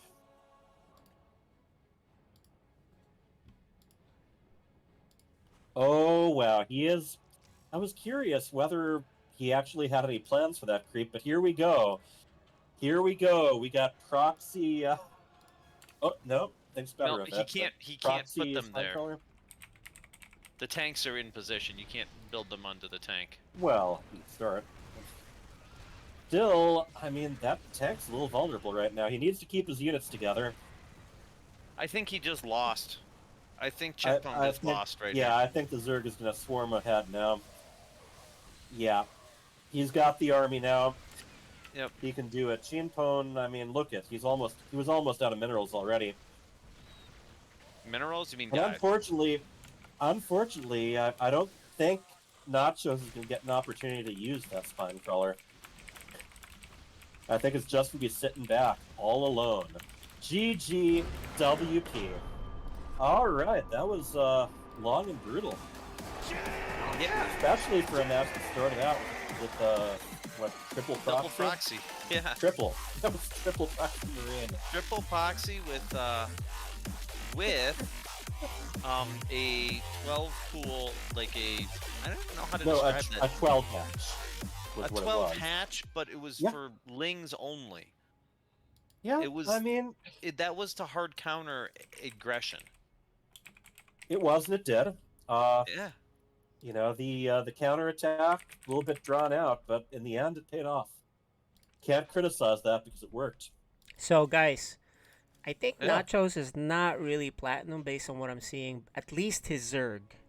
So that's why that game was, the two games were pretty even. So we'll see how he does with the other races. Sometimes there are some placement matches that jump you ahead, and sometimes you just end up running into a lot of higher ranked players who are trying to tank their MMR by leaving right away. Yeah. Bunnies, go ahead and queue in. And he was pretty open about that. He was saying, don't overestimate me too much.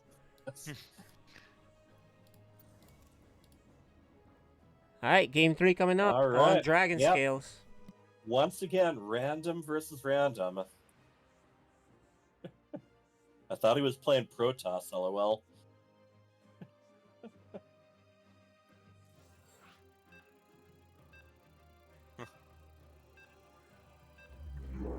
Luck of the draw. Luck of the draw. And yeah, random, I mean, can be quite an advantage if you end up with your best race. I think Chimpone showed really good Zerg. Yeah. I mean, generally his unit control is definitely improved. Yeah.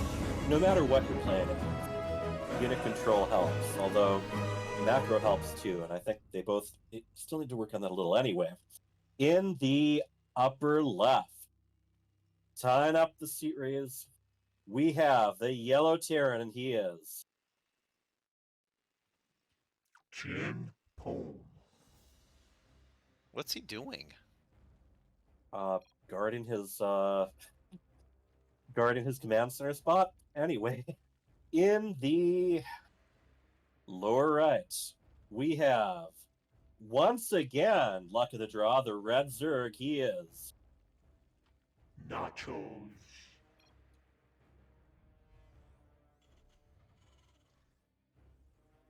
3 out of 3 Zerg. That's that's some. I mean, a 33% chance. That's sometimes you roll that. Was Chimpone? I don't understand what he was. Is he going factory? Not factory. CC first? No. I don't know. I think he misrallied. Is what happened. It's 3 I don't know. packs. Oh, okay. Well, same as last time, just not proxied. This one's a bit more defensive. You see, he's already putting down a enough supply depots to complete the wall. Nachos, meanwhile, still making his buildings a little bit ahead. A lot of people like to make each building on 17 drones. Then you add another drone to replace that one, make another building, replace the drone, make another building.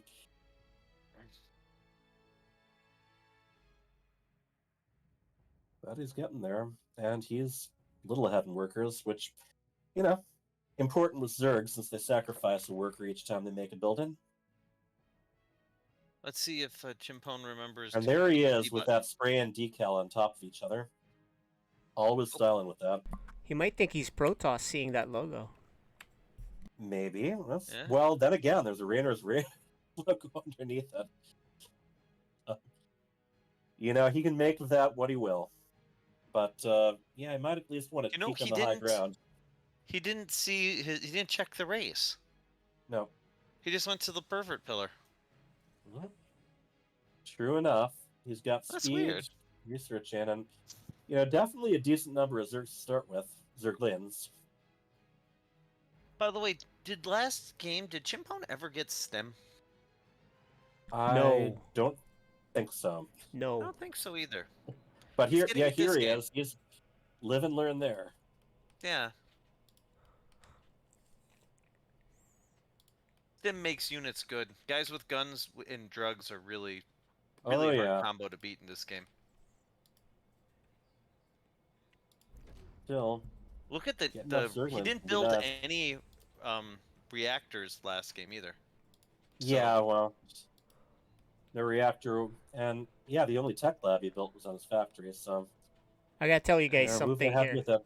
Let me add something really interesting here. This time, Chimpone did not lose so much time trying to cheese with the proxy. He didn't lose time flying the buildings back. He's got stim. He's gonna keep a majority of his Marines, and Nachos has these lings. So with kiting and stim, this is gonna look much better for Chimpone. We'll see.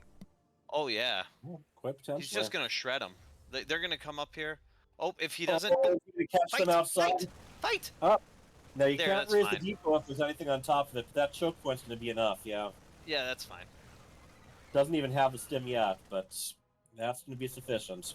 Oh, and the Overlord too. Yeah. And he's got Nachos, a engineering not bay. quite supply blocked, but it's still not great for him. An engineering bay. I'm gonna see. Not all those Zerglings engaging at once. Ooh, if they get picked off like 2 at a time. You know, Yeah, when he's- drugs kick in, that's gonna be a hard little ball of things to stop. Just completed. Combat Guys. shield starting to research out too. 20 Marines lost. 20 Lings lost. Only 1 Marine lost. 20. Yeah, I think Those this might numbers be tell the trouble. story. There's stem. Yep. Now, can't go with just one unit in the fight at once. You gotta up first. Ooh. But then Ooh, again, he drugs are double bad for your stimmed, health. So yeah, exactly. Those are some Marines that aren't gonna they're not gonna be able to take much abuse, and they are I gonna like go that down little to the trick skin. though. That was beautifully Yep. done on Nachos to all his overlords are rallying to the wrong side of the map. Yeah. I don't think it's gonna affect anything, but that's Probably one of- not, but a good reminder at low level. Yeah, You as a wanna- Protoss player, I love seeing that. Right? Nothing better than going out You with and your Phoenix Void or Rays. Void Rays or at any air unit. Heck, Stalker Right. Balls. And finding like 10 overlords on your side of the map all bunched together without speed. Yep. Like, oh, well, Don't mind if I do. exactly. You don't need to build anything. It's a close match, but KJ seems to have the edge, says Matheson. Oh, Gosh, KJ's such a cheater. Even when he's not playing, he Yeah. has the edge. always. That's a Psystorm advantage, ladies and gentlemen. All right, Ooh, so Marauder.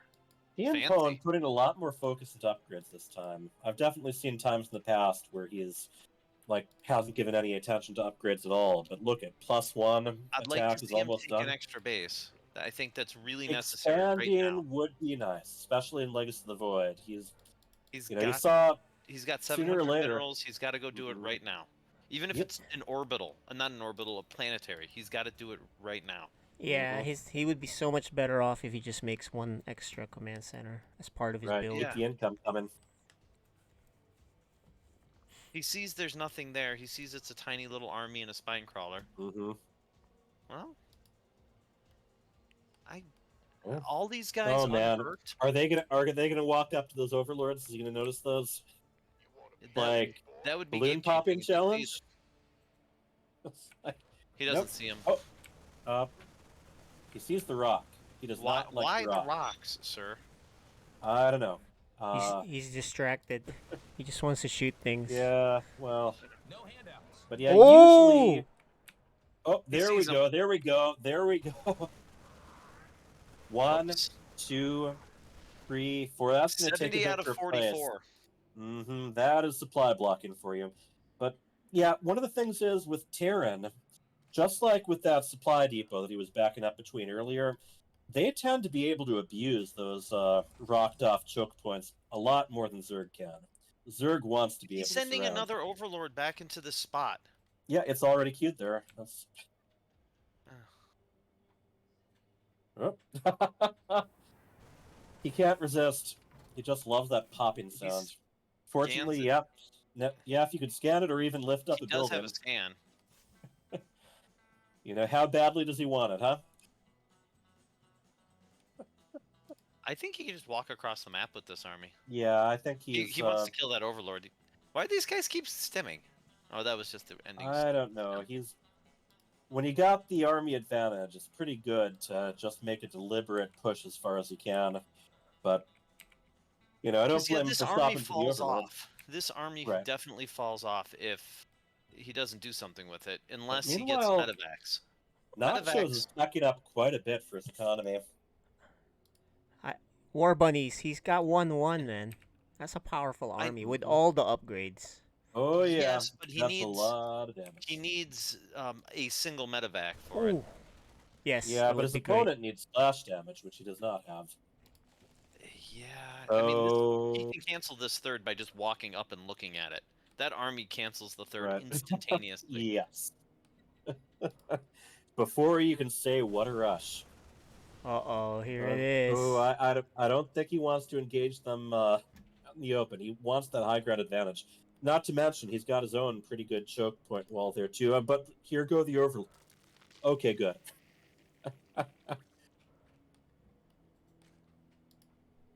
His movement reminds me of the Marauders in the train mission, where they're just kind of swarming back and forth. Oh, the extermination squad. Yes. Yeah. They're not going anywhere. Patrolling. They're just kind of, yes, patrolling. Yep. I really would like to see medevac and an extra base. He has the money, a medevac Look at and an extra base. Nacho hatchery. Yeah. Macro hatchery. Look how menacing they are in that little ball moving back and forth. Oh yes, that is not something you want to see heading your way. Oh, there's the stem. Dives on. Oh, that's just gonna right shred clicking. this. He's not attack moving there. Yeah, that's gonna trim them down very quickly. That should end the game. 69 army supply to 14 now. Oh, GG. Sheehan Pone takes this random war of random warfare.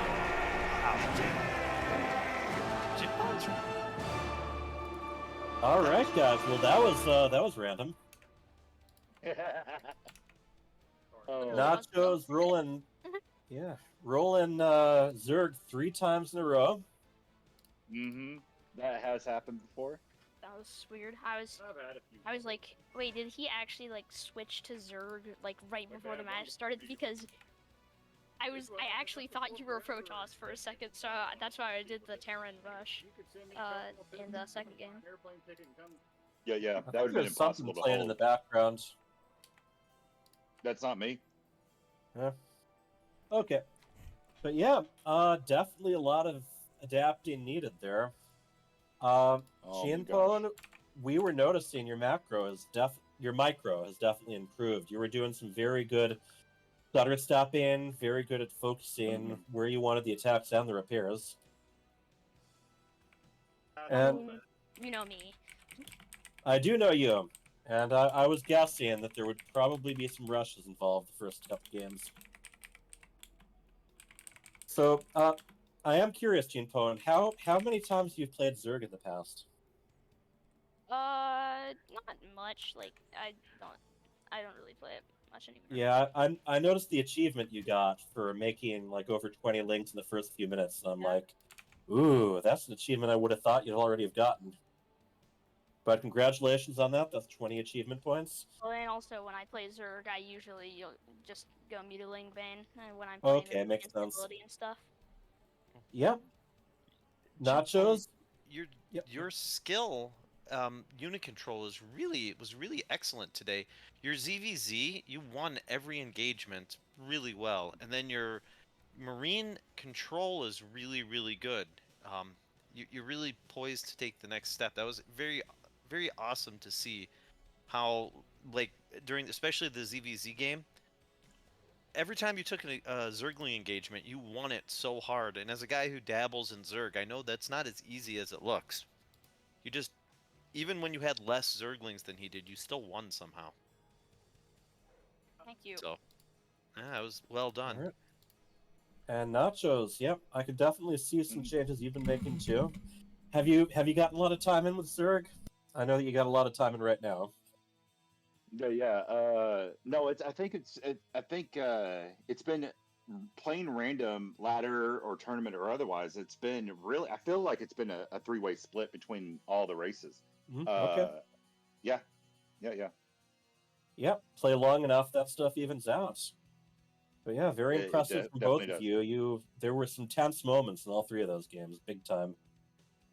Oh, it was intense amount of fun. Oh my gosh, that was so And good. Thank you. I gotta say, I loved the creep drop in from the Overlords. Even though you didn't get to use that spine crawler much. Yeah, I actually found that really funny.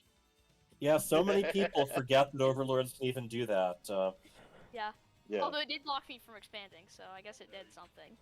You weren't gonna expand. Don't even try. You were not even expanding. Yeah, expanding doesn't seem to be your thing. If Chimpone, if you expanded on time, you'd be diamond. That is probably true because I don't know when to expand. It's like I never expand at all, unless somehow the enemy is rushing and then I just expand. Yeah. Also, a single medevac, when you have 20 Marines and 10 Marauders, and Stim, probably a good unit. So. Yeah, I was thinking of doing that. Then I was like, if I stop microwaving my units, then they're all gonna die. All right, one last comment here before we go, because we do have the other game. War Bunnies mentioned something cool that Nachos did at least twice that I saw, which was a dying roach. He morphed pretty fast to a Ravager. Yep, I cover all the actually don't know. I was like, no, there's no way that survives. And I was like, oh well. Yeah, it's a Ravager. Yeah, so the best I could do, I know there's a better way of doing this. I forget, is it like Control or Alt or whatever to select not the well ones, but so I just like pick pick whatever the hotkey is for Ravager. So pick morph, and that's it. And so yeah, I just catch. I just yeah, that's pretty fast. There are nice no job. hotkeys for automatically isolating wounded units. Control, create a group, Shift adds things to an existing group, and Alt removes things from whatever groups they're already in and puts them in a new group. So neat things, but that's stuff for later. Right now, you just focus on your macro, building up, figuring out what counters what. Okay, good work tonight. Good games, guys. Thanks. Thank you for having me. Laters. GG's. Later. GG. Okay, we got we gotta get going in the next match because we got Deepu. Let's bring him in. Yep. Yeah, we got off to a little late start. Deepu, are you there? Hey, what's up? Just trying to take some notes from Nacho Zerg because that's probably what I'm gonna be playing here. Yep, definitely learned. I think or two maybe off those games, but Yep. Yeah, I'm ready. I'm ready. Yeah, I haven't really thought about how much more hair you have on your head than I do. I mean, that's not really a compliment or an insult, just an observation. Yeah, I got you. All right, so War Bunnies and I will be casting you guys' games. This will be fun. Any comments to each other before we get going here? Good luck. Yeah, good luck. Gonna do what I can here. Yep. All right. All right. We'll See see you. ya. We'll see you on See the ya other in the side. Warzone. All right, bunnies. You and me. We're casting this. So yeah. Let's talk about this. What do you think? What do you really think is gonna happen here? This is the hardest in all of the matchups in all of FSL. This one's the hardest to predict. These two are the most inconsistent. Sometimes Deepu plays out of his world and he's got this awesome build and it's unstoppable. And sometimes it's like Deepu has left his depot raised and all his workers are just sitting in his base. And Hyper Turtle's the same way. Like Yeah. when he's flowing, he can play really well, casting spells, and other times it's like Hyper Turtle, you only have 22 workers and it's a 10-minute game. Yep. Go ahead know and what I mean? accept real quick. You're right about that. These two are unpredictable. We're gonna be on Royal Blood for game 1, and we're getting Protoss versus. Oh, actually, let me move Deepu here. I know he's a random player, so we'll see what. Okay, he's gonna go Zerg. We're gonna have a Zerg versus Zerg, man. What do you think now? I think Deepu has a rush planned, and I hope Hyper Turtle remembers his training. All right, this won't look like the last match where we had two ZVZ, the ZVZ craziness, right? I don't think so. Yes. So maybe we'll see. Deepu's gonna rush him. yes, sir. Or are you gonna do Swarm Host? Here it is, guys. Game 1. This is exciting. These guys are in code A, right? A. Yeah. So. Hyper Turtle's gonna 12 pool, and Deepu's definitely gonna Swarm Host. Yeah. Here it goes. There's golds on this map too, so we'll see. Maybe someone gets cheeky and gets one of them. So are these new? Are these the new map pool we're playing? Nah, on now? we're not doing the map switch because that's too hard for our players to do. But anyway, let's do this introduction. The bottom left, picking Zerg. What do we know him as? He is our commissioner. Hyper Turtle. All right, and on the top right, picking Zerg also. Both of these players play random. They can play anything, but today they're both picking Zerg. He is. Deepu. All right, man. No 12 pool so far. No 12 pool, which normally in a ZVZ when I see him ZVZ, he Hyper Turtle does 12 pool, so I'm kind of shocked. Yeah, I like but it. He's been practicing his hatch gas pool, and I'm hoping that's what this is. Yeah, this both guy's of them. moving out exactly. Both of them hatch so far. Yeah. Deepu's is quite a bit faster. Yeah. 12 pooling is super risky unless you're really good with your control because you cannot lose your links. You gotta force issues on the other side. Right. Not all of us can dark where... No, 12 pool's a macro build. You can macro out of a 12 pool. There's an economic 12 pool build where you just kind of force issues and then you're droning, right? You catch up off of it. Well, so I watched a thing where Dark was talking about it, and he was saying, this is the translation, obviously I don't speak Korean, but he was saying that getting the queen out faster, as long as you've disrupted them at all, you end up ahead because you can end up with more larvae faster. That's interesting. But He says it that way, yeah. Because you're supposed to kill a few drones, right? Or maybe one or two, and then you do have your hatchery. So behind that, you drone up, and you get your queen faster. The only thing you don't have faster is the gas, because obviously you're not getting the gas right fast. Right, but so it's like it's like trying to follow a Maru build or a hero build for the rest of us. Like, yeah, we can try, but yeah, I don't actually 12 pool. When I play, I almost never 12 pool. But I get a lot of 12 pools against me. Deepu not getting Zergling speed. I don't know if that's on purpose or. I think he's getting. Man, you know what? He might be going Swarm Host. He's teching up fast. It's a lot of gas. He's got double gas. Yeah, look, he's getting fast layer already. So yeah, definitely. Definitely something funny like a Swarm Host or fast Muta build. Yeah. Hyper Turtle turned his Overlord around. Why? Well, you will die to the queens. Oh, you mean Right, away but from? yeah, but he didn't actually stare at anything. He You like know, went in, didn't see anything, and left.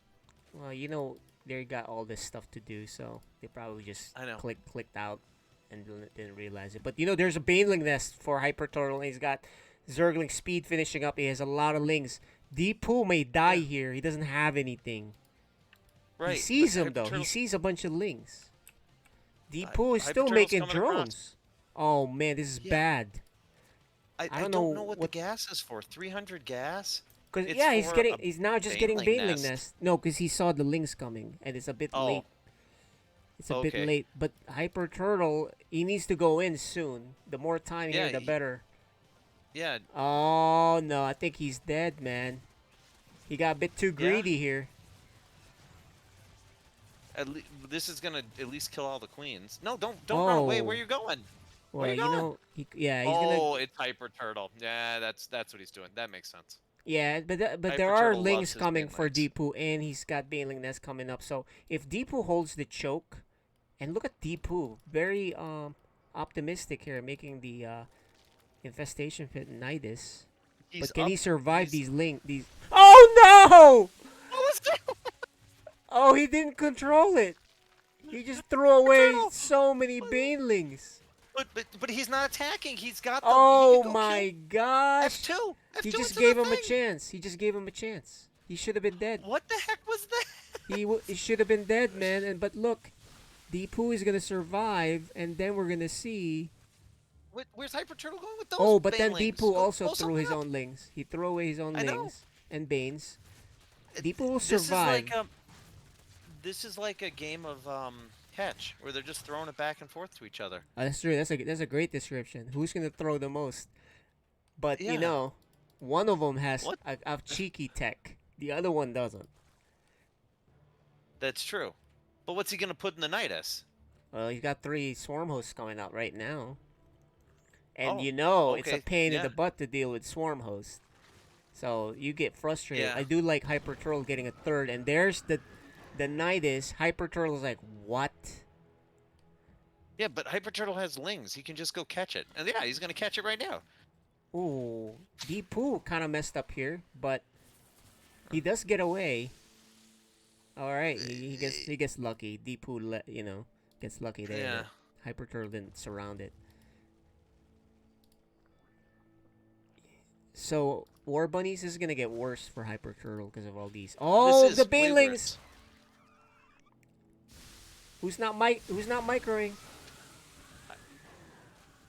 Okay, well, this is gonna be Hyper Turtle really has the frustrating, 3rd. man. Yeah, but look at these swarm hosts Yeah. that's gonna pop up. There's like 6 of them now. It is, Five- by the way, five. we were correct. It was swarm hosts. What a Yeah. silly call. Well, he's been doing that the last few 2v2 games that I'm like, he must be obsessed with that right now. Oh, look at this swarm host. It might kill the Baneling nest. No, he's gonna focus on the queen. He's chasing a bunch of things. He could have killed more, but The DPS for swarm host is nuts. yeah, it is. Okay, he got something out of it. Yeah. This game, man. He should put it. Oh, but as a Zerg, Ooh, Deepu did not have any Banelings again.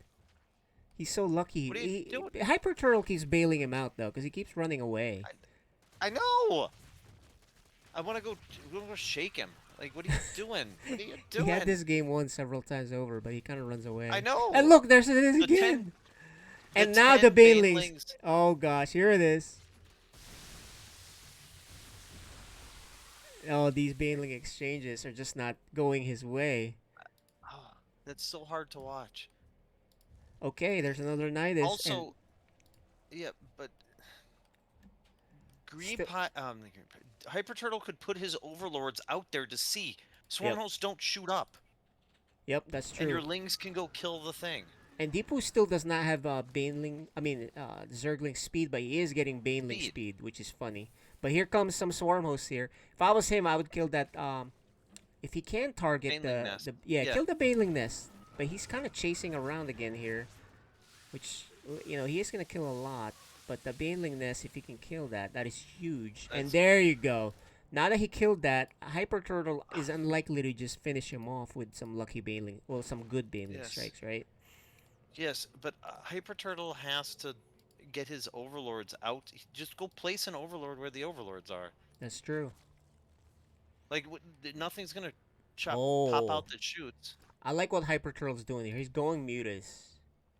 Yeah, yeah. Mutas don't shoot. Swarm hosts don't shoot up. Yep. And it's funny, Deepu still has these slow lings. He's finally getting Zergling speed, but if he F2s down, he could probably do a lot of damage. Oh yeah, did 100% kill him? I don't know. Can we do 100% predictions in this matchup? We saw them both kind of screw up the insta kill, Hyper right? Turtle can see that. Well, his guys can see that. Oh no, he can't. Oh no, he can't. No, he can't. Can't. It's right out of his. Yep. Oh, look at these Banelings. Banelings. Oh, he wasted it. But his Banelings are going to kill workers. He's going to run right into the Swarm host. Oh, 15 workers. That was well done. Out. Yeah. That was. He salvaged that. And the queen. Nope. And the Slowlings. Will get it, though. Slowlings about to finish their Speedling upgrade, but the Muta tech is finished, and now there's one Muta coming out. That's not enough, of course. That's not enough Muta. Oh my gosh! That the game's Banelings. over. No, look at that. Even after that, they're still even on workers. That's crazy. Oh yeah. He killed 34 workers. He must have been droning like crazy, right? Hyper Turtle had a correct amount of workers. Yeah, he had Why nice is he amount of workers. only Muta at a time? Oh, it's the gas. Okay. Yeah, his gas has kind of messed him up here. But he has to close this choke. He's going to die if he doesn't get down there and transfuse. He cannot let him in. Good transfuse. No, he's transfusing. He needs Hyper another Turtle's one. the best thing. Oh, he's getting pushed out. He's getting best. pushed. You see him? Does Deepu Yeah, know how to do the push? That's crazy. Also, Hyper Turtle's got okay, he's got yeah, a lot of he mutas. could just F2. He's got a lot of mutas Yeah. and no answer for Deepu. He does have spores. Spores. Which Lots is of good. spores. Yeah. But I don't know why he's running And back he's with got his lings. the Swarm host in the main. Swarm should host in the main. He should attack with the lings. The Swarm host in the main did kill a lot. 12 more workers there. Don't dive those. You can't die. Maybe Oh, there's you only can. one. Yeah, there's only one. There's so... There's two spore crawlers. No, that's a Spire. Oh yeah, there is two. But No, you it's gotta almost finish the spore No, crawler. You gotta finish the finish the spore. spore crawler. It's got Oh, 2 hits he's left, not though. looking. Turn around. What are you doing? There, he There you turns go. around. He's gonna kill the Spire of Deepu. Deepu is gonna counter. No, he's going back because the lings are there. Yeah. There is another spore that just Don't finished. fight the spores. Don't fight the spores. What are you There's doing? oh my gosh! And Deepu actually gets his own mutas. Yes. And Deepu has a lot of lings. Deepu has a lot more lings. Watching. This is crazy. And then look, the Swarm host at the main base, and Yeah. Deepu pulls it off. That's some crazy. He won by. That's got to be attrition Yes. and frustration. Deepu wins by frustrating his opponent. He's like, I'm just gonna make you give up. There's many times Hyper Turtle actually could have won that, but he kept if backing he doesn't off. run all the banelings into the queen, Oh yeah, that would have been over. if he doesn't slow down to baneling, if he just F2s and Yeah. has the Zerglings run wild, he wins. Yeah, just an F2 then- over. Yep. Yes, 100%. and then Deepu could have F2'd and just won half the time too. It was Yeah, both of them kind of oh had man, the, I'm gonna like go you said, they had a game of catch. yes. All right, that was nuts. I'm sure both of them Hyper were Turtle Hyper sometimes. Turtle is frustrated. Like he's Yes. the type that gets really frustrated with plays like that. Deepu Yes, lives in that world, man. He's like the Joker. Yeah, I know. He That's why loves you can't- chaos.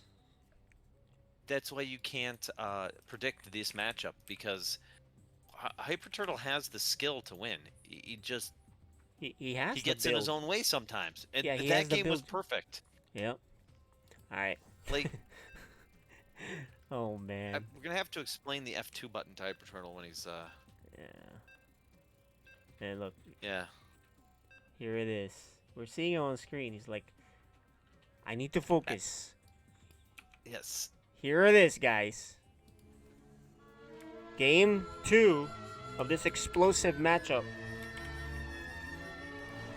Plus it's ZVZ, so, you know, in the bottom left, can he calm down and just, like, you know, focus? Because he's got this, man. He is. Hyper Turtle. Because we want a game 3, guys.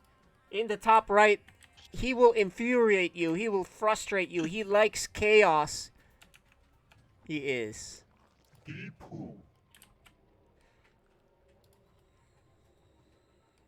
Alright.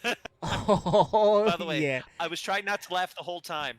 Double 12 pool. Yes, sir. Okay, who's going to control better? I'll tell you this. It seems Deepu has better control during the fights. Yes. Except for a couple of mistakes by Deepu here or there, but it seems like he has much better control. Because he lives in that. He loves that, right? Yes. Alright. 12 pool for both of them. No gas. They just had enough of it. So it's at least even. Deepu didn't even send out his Overlord. Yeah, to his start. Overlord is going weird way. I don't know why. There's no reason to not do that, especially if they know you're Zerg. The only way you do that, you go a weird way, is if you're random and you're trying not to show that you're Zerg, right? Too early. So, but there is gas here for Hyper Turtle. So maybe he expects. So maybe he's defensive. He's expecting a 12 pool. Oh! It's brilliant! Hyper Turtle has a brilliant build here. Because he has the pool, he has the queen, he's going to see the lings. All he has to do is keep making lings, maybe a spine, and he'll be totally fine. He sees it. He sees it. Does he react? He sees Oh, it. his Overlord sees it. Oh no, he didn't see it! Brain saw He didn't see it! He didn't What see are you it! doing? Because he's he saw it. expanding. No, his Overlord saw it, but he He didn't saw see it, it. but he didn't see it. It's in his vision. He sees must- it parading across the map. Cancel. Now he sees it. Cancel. Build a spine. Cancel. You gotta Build a spine. fight with. He has to fight with all his drones, man. He is. There, Yes, he cancels it. okay. You have. No, why are you fighting too early? You gotta pull everything. You gotta pull and fight now. There it is. He's doing it. Yes. And the spines are late, so this is They're not gonna actually make it not. up. Just Yeah. He actually has more units. He has the queen. He is owning this build. Hyper Turtle pulls it off. Well played. We're gonna get a game 3. I want to see his face. There's his face. He's laughing about Yes. it. Well played. He predicted the Joker's move. Yes. Oh my gosh, that was so. That was cool. So good. What's the last map? Ancient Cistern, guys, is what we're getting for the last map. And what does that map look like? We'll show it on screen. That's what that map looks. It's a pretty big map. Yeah. So we're gonna get a game 3. This one is the most that I'd expect 3 bases from both. But Yeah. It's ZVZ, man. Man. That's the thing about ZVZ. You know, it's crazy enough already, and then you got these 2 clowns playing. yeah, 2 people who excel at clown fiestas. That's right.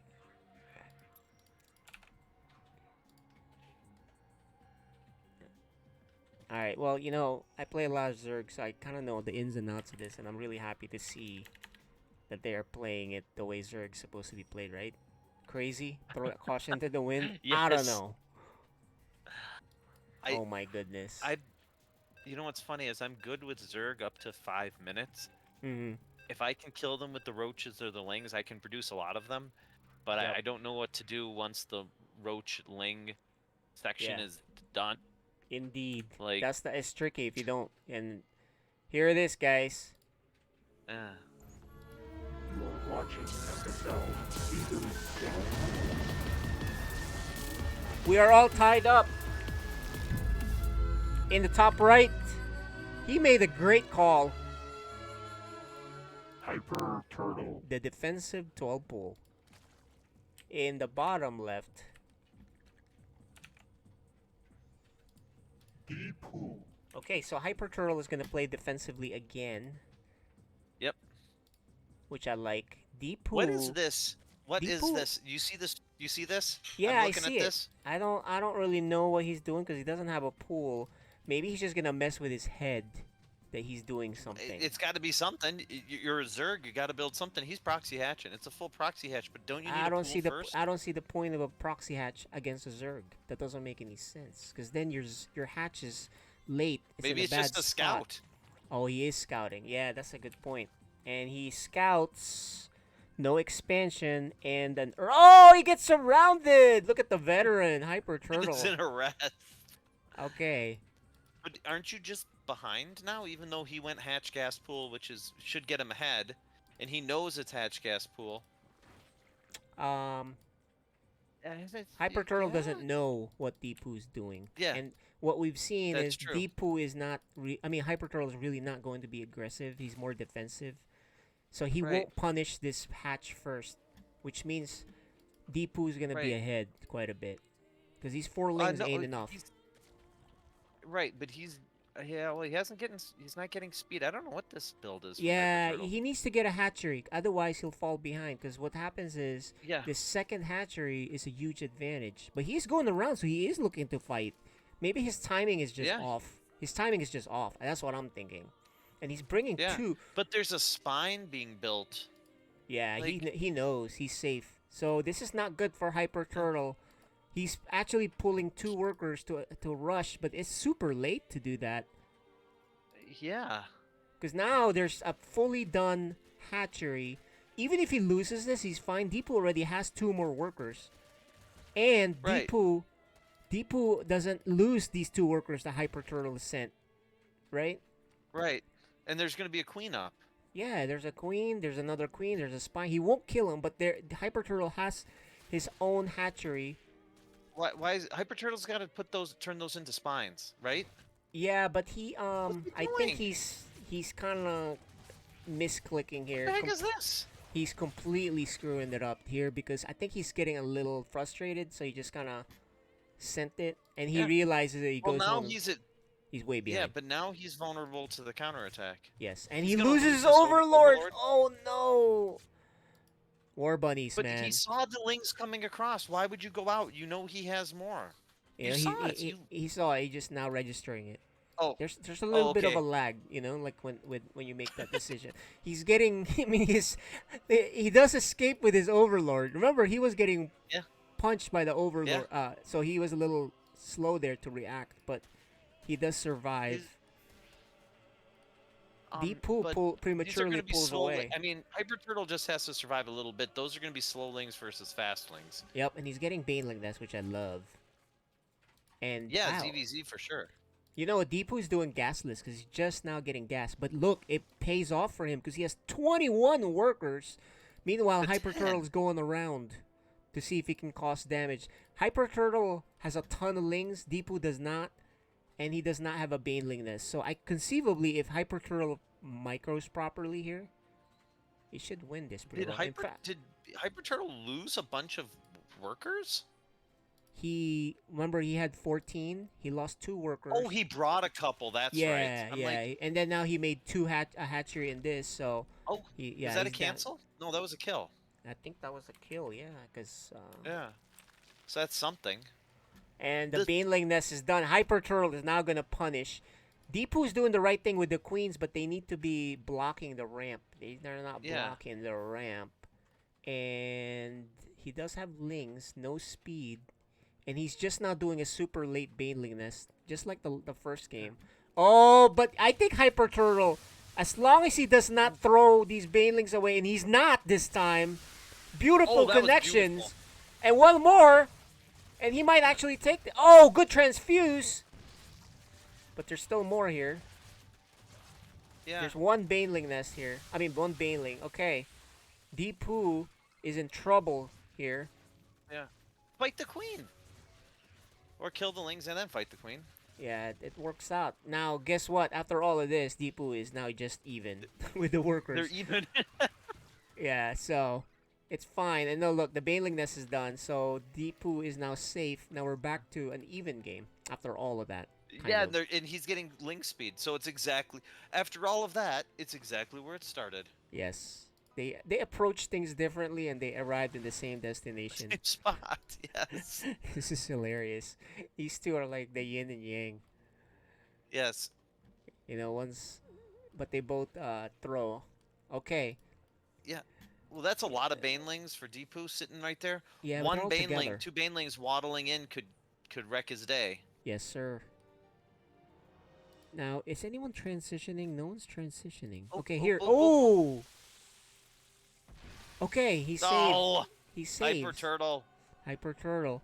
You know, here's the thing. If you don't have good Baneling link control, I would not advise doing this. Why don't you just go Roaches? Yeah, the 20 roaches just show up right now and win the game. Yeah, that's what I noticed with these two guys. Like, they really love this Link Bane thing, but, you know, it's really risky. Especially if you don't feel confident. So I'll be honest, when I play Zerg, I almost always go Roach. Yeah. Because the link, my control isn't good enough, and I notice you can have super fancy control, but if I have 20 Roaches and you have 5 Banelings, it doesn't matter how weird you control them. Exactly. And look at this huge round of drones. Look for at them, Hyper they're gonna waddle Turtle. in. They're gonna waddle in. Oh, what are you doing? Okay, two. Okay.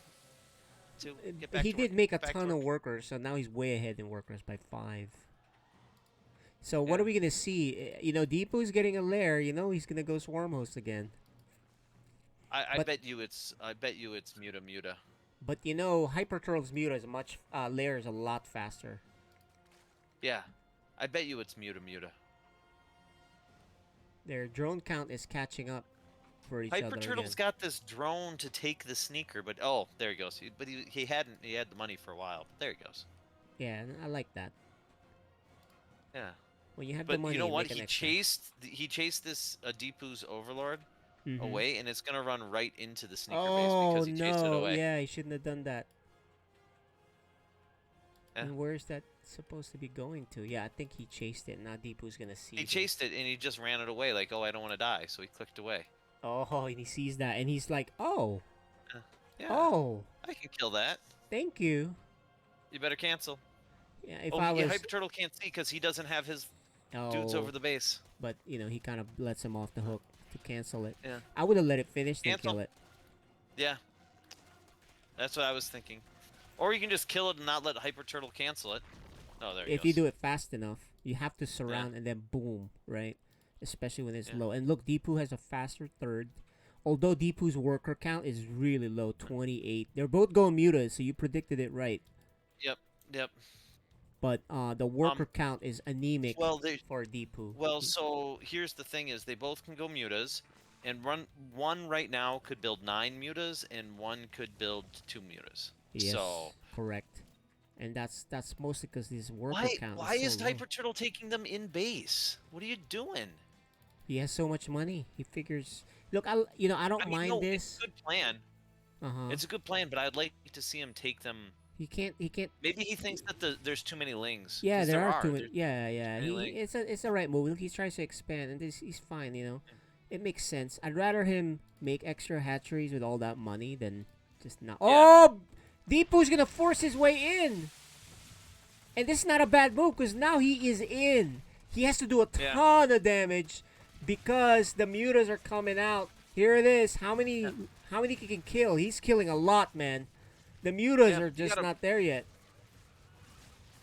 He might wipe His out the mutas are worker here. count. He's got a F2. He's got a F2. Use the mutas. And Deepu spots the spire. He's gonna wipe it out. The good thing about Hyper Turtle, he's got all these hatcheries coming, so he can replenish the worker count. Yeah. Although he lost. Okay, now he's got to the go spire. across the map. Hyper Turtle has 10 mutas to 12 mutas to 6, 13 mutas to 6. Yes. 23 workers were killed. Hyper Turtle is still fine. He's still got these 2 extra hatcheries. Yep. What a game, man. And yeah, neither of them have any spores. So Yeah, neither got spores. Deepu. So it's Deepu has 2 8 more. to 14. And he's losing 2 right here. Oh, Deepu. Deepu's gonna lose that. He can't lose that. And look at the powerful Muta army by Hyper Turtle. Deepu forgot to make spores, which saved him the last time, by the way, right? Yeah. And then the lings are flooding in. Let's see how they control their lings. Yeah, the lings, there's more lings for Deepu, so he'll be fine there. It's the Mutas that's the big problem here, which he has no answer to right Hyper now. Turtle's not focusing correctly on the queens. And he is now. He is now. And here come the Banelings! Oh. More Banelings, more lings. More Banelings. This might be it. Do it. This might be it, and he pulls Hyper it off. Turtle did it! Hyper Turtle. Hyper Turtle. What a game. Look, he's laughing. He's like, what a crazy game. It's his Mutas that won the game. Let us bring him in. My goodness. What was that game, guys? You guys are crazy. You both are. You guys are like the craziest players. It keeps going back and forth. Who was winning? Who was losing? Like, it's just nuts. You two are like my new favorites to watch. It's like the Joker versus, somebody else. Who would he be? Penguin. The Red Hood. Like- That's the second Robin who was thought dead, and then ended up basically trying to take the Joker out using his own game. Either the two first game and third game could have gone either way. Now, of course, game 2, it was a nice prediction by you, Hyper Turtle, saying, you know what, I'm gonna go pool first, and Deepu was doing the Ling drone pull, right? So you predicted that one perfectly, that you were defensive. But the first game and the third game, He's done that to me before when I've been pairing. Oh, I see. And the first and third game could have gone either way. That was amazing. War Bunnies. Hyper Turtle. First, I gotta say, how many Banelings does it take to kill a queen? Probably more than I sent at it. You had like 12, and you sent them all to 4 attacked the hatchery. The rest went on to the queen. They all died, and they killed nothing. Was that while I was focused on the first meat game? First the game, first game. okay. The other thing is you stopped to morph the Banelings when he had no units. He had no units, and you're like, well, I better stop attacking and morph Banelings. You did that to him twice, which I believe it. I'm pretty overtired. Deepu. The oddest thing is we're like, Deepu's going Swarm Host in the loading screen, and then you did. Yeah. Yeah, that sounds about right. Yeah. Do you like Swarm Host ZVZ? I rarely see them, so I don't know how they react. I just kind of like them in general, to be honest with you. I think they did pretty good. I think they definitely carried their weight. Oh yeah, they did for sure. Yeah. I'm just a big fan of them. They're funny, funny to use. Yeah, the last game, you pushed it in. It came so close. When you flooded in, did you think when you broke his Evo wall, did you think you had it? 40. I mean, I knew there was something going on. I was just hoping maybe he didn't have as much gas as he had, because I was like, oh, I also got my own Spire going up. Maybe I'll have like similar amount of Mutalisks. But I did not. I was just wondering what it could be. I was like, I'm going in. That's why I went to the back of his base, because I was like he wouldn't just give up. Like there's a bunch of money not being spent, so I just didn't know where I went. You know what I was gonna say? The thing that won you the first game, you didn't build in the third game. If you would have built a spore in each mineral line, just one, Hyper Turtle would have run out of steam. And you would have beaten him. Yeah, I thought about that afterwards. I was just hoping maybe I got the enough Mutalisks, but yeah, I just didn't count enough how much money he would have. Yep. Yeah. But So right. that was as close of a series as we've had in FSL this season for sure. That was Razor's Edge the whole time. Yeah. That was wonderful to cast. So you guys are gonna have to watch the VOD on that, Deepu. Yes, you will. You're gonna enjoy it. Yeah, Even though I usually don't, but this time I think I might. Yeah. Probably with my wife at my side and a few drinks. I have to step away. So thanks for the games tonight, and I will hopefully see you next week. Correct? All right. GG's, guys. All right, good games. Good games. Catch you later. All right. All right. So it should be me and Sir Maligan. And guess what, Hyper Turtle? Oh, let's make sure that Hyper Turtle is here. Hold on. We'll be right back, guys. Let me just make sure he's cool.